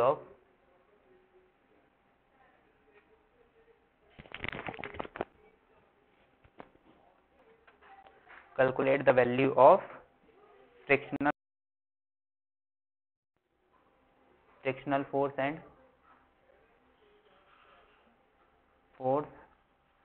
and acceleration. ठीक है, डायग्राम कुछ इस प्रकार से दिया हुआ है। ये दिया अपना 45 डिग्रीज का एंगल, बॉडी मास m यहाँ रखा हुआ है। ठीक है, बताओ इसके आगे सब करो। ठीक है, चलो क्वेश्चन पॉज करके ट्राई करने की कोशिश करो। कर लिया बॉस? ठीक है, मैं करूँ ट्राई। चलो, सबसे पहले तो नीचे की तरफ फोर्स लगेगा mg, है ना। अगर mg यहाँ लग रहा है तो इसका कंपोनेंट क्या बनेगा, mg cos 45 डिग्री यहाँ की तरफ बनेगा, ये 45 डिग्री होगा, है ना। mg sin 45 डिग्री यहाँ बनेगा। ठीक है, ऊपर की तरफ क्या बनेगा, नॉर्मल रिएक्शन n, और पीछे की तरफ बनेगा फ्रिक्शनल फोर्स। ठीक है, अब देखने वाली बात यह है कि थीटा की वैल्यू ज़्यादा है थीटा आर से। थीटा आर कितना अपना 37 डिग्री एंगल ऑफ, और थीटा अपना क्या है 45 डिग्री। अपना इस केस में थीटा क्या है 45 degree, is which is greater then 37 degree. तो इस केस में क्या हो जाएगा, बॉडी स्टैटिक नहीं होगी, मूविंग होगी। मूविंग होगी मतलब क्या हो जाएगा, अपना काइनेटिक फ्रिक्शन वर्क करेगा, है ना। काइनेटिक फ्रिक्शन वर्क करेगा मतलब म्यू के की वैल्यू क्या हो जाएगी, इस केस में कंसीडर करके चलो म्यू के और म्यू एस दोनों क्या है, सेम है। ठीक है, म्यू के और म्यू एस क्या है, दोनों सेम है। म्यू के एन हो जाएगी। ठीक है, एन की वैल्यू क्या आ जाएगी अपनी, एम जी कॉस थीटा, है ना, म्यू इंटू एम जी कॉस 45 डिग्री। अब म्यू की वैल्यू कैसे निकाल सकते हैं भाई, tan ऑफ 37 डिग्री, है ना। यही था ना अपना, tan ऑफ थीटा आर होता था ना, tan ऑफ थीटा आर होता था कि नहीं होता था, होता था, है ना। तो म्यू की वैल्यू क्या आ जाएगी अपनी, tan of theta r. Theta r कैसे निकालेंगे, sine 37 degree upon cos 37 degree, 3/5। Cos 37 की वैल्यू होती है 3/5, तो आ जाएगी tan 37 की वैल्यू आएगी 3/4। म्यू की वैल्यू अपन को मिल गई 3/4, क्या हो गई 0.75। ठीक है, एफ के की वैल्यू क्या आ गई म्यू के की वैल्यू क्या आ गई 0.75 इंटू एम जी कितना अपना, एम जी गिवन नहीं है, है ना। और कॉस 45 डिग्री की वैल्यू क्या आती है 1/√2। ठीक है, 3/4 √2 mg, ये आ गई अपनी काइनेटिक फ्रिक्शन की वैल्यू। ठीक है, नेक्स्ट पेज में करते हैं। आगे आगे की तरफ फोर्स क्या लग रहा है, mg sin 45 डिग्री। ठीक है, पीछे की तरफ फोर्स क्या लग रहा है, एफ के। यही हो जाएगा अपना नेट फोर्स। नेट फोर्स क्या होगा, देखो इस डायरेक्शन में mg sin 45 डिग्री लग रहा है, ऊपर की तरफ क्या लग रहा है mg cos 45 डिग्री। तो ये क्या हो जाए, सॉरी ऊपर की तरफ क्या लग रहा है, एफ के लग रहा है। ठीक है, काइनेटिक फ्रिक्शन लग 45 डिग्री, तो ये अपना जाएगा नेट फोर्स। नेट फोर्स की ये हो गई वैल्यू, है ना। तो एक्सीलरेशन कैसे निकाल लोगे, फ्रिक्शनल फोर्स अपना निकल गया, एक्सीलरेशन क्या हो जाएगा एफ नेट अपॉन मास, है ना।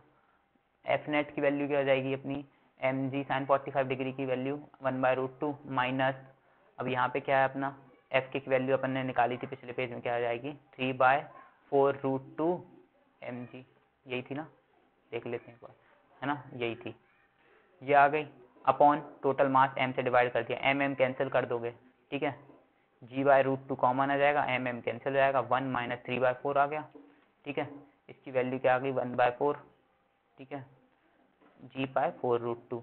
ठीक है, एक्सीलरेशन क्या आ जाएगा अपना g/4√2 आ गया आंसर। ठीक है, और है ना, ठीक है, चलो क्लास यहीं एंड करते हैं। मैं आपको पोस्ट कर रहा हूँ, मतलब कि आपको मैं कुछ पिक्स सेंड कर दिए मैंने टेलीग्राम ग्रुप पे, और अभी भी बता देता हूँ, अगर वो आपने नहीं देखी हैं तो फिर से सुन लीजिए कौन कौन से क्वेश्चंस आपको करना है। SC वर्मा में जो फर्स्ट और सेकंड लेक्चर का जो आपको प्रैक्टिस करनी है वो कहाँ से करनी है, SC वर्मा बुक में, है ना, Newton's laws of motion chapter में, Newton's laws of motion NLM, है ना। ठीक है, उस चैप्टर में क्या करना है आपको, प्रॉब्लम्स नंबर 22 से 35 तक करनी है, जो पार्ट सी वाली प्रॉब्लम्स है 22 से 35 तक सॉल्व करना है। उसमें कौन कौन सी प्रॉब्लम सिर्फ आपको छोड़ देनी है, 28, है ना, 28 छोड़ना है, 31 फर्स्ट प्रॉब्लम छोड़नी है, और 34 का part B and part C आपको छोड़ देना है। ठीक है, ये आपको छोड़ देना है बस, बाकी सारी प्रॉब्लम्स आपको सॉल्व करनी है, क्योंकि ये दोनों प्रॉब्लम्स मैं करा चुका हूँ, शायद ये भी करा चुका हूँ, और ये वाले जो, ठीक है। तो SC अरोमा में ये आपका प्रैक्टिस प्रॉब्लम थी। अगर इसमें से कोई क्वेश्चन नहीं बनता है, ठीक है, इसमें से कोई भी क्वेश्चन नहीं बनता है तो लेक्चर 2 में आप जाके कमेंट कर सकते हैं, है ना। तो वो अपन जब वीडियो लेक्चर लास्ट में करेंगे ना, प्रैक्टिस सेशन, उसमें मैं ये सारे क्वेश्चन कवर करते चलूँगा, ठीक है। और उस वाले वीडियो लेक्चर में अपन साथ में PYQs भी करेंगे, ठीक है। वो वाला लेक्चर बिल्कुल मत छोड़ना, ठीक है। बाकी पढ़ाई करते रहो। देखो, पढ़ाई नहीं करोगे, कंसिस्टेंटली फॉलो नहीं करोगे कोर्स, तो कुछ फ़ायदा नहीं होने वाला। एक दिन की पढ़ाई से कुछ फ़ायदा नहीं होगा, आपको लगातार प्रैक्टिस करनी होगी और कोर्स को कंसिस्टेंटली फॉलो करना रहेगा। पढ़ाई करते रहो, कमेंट बॉक्स पे लिख के बताओ आज कितने घंटे पढ़ाई की, ठीक है। चलो, goodbye, best of luck, आगे बढ़ते हैं, ठीक है। मिलते हैं नेक्स्ट वीडियो में, ठीक है। Thank you, have a nice day.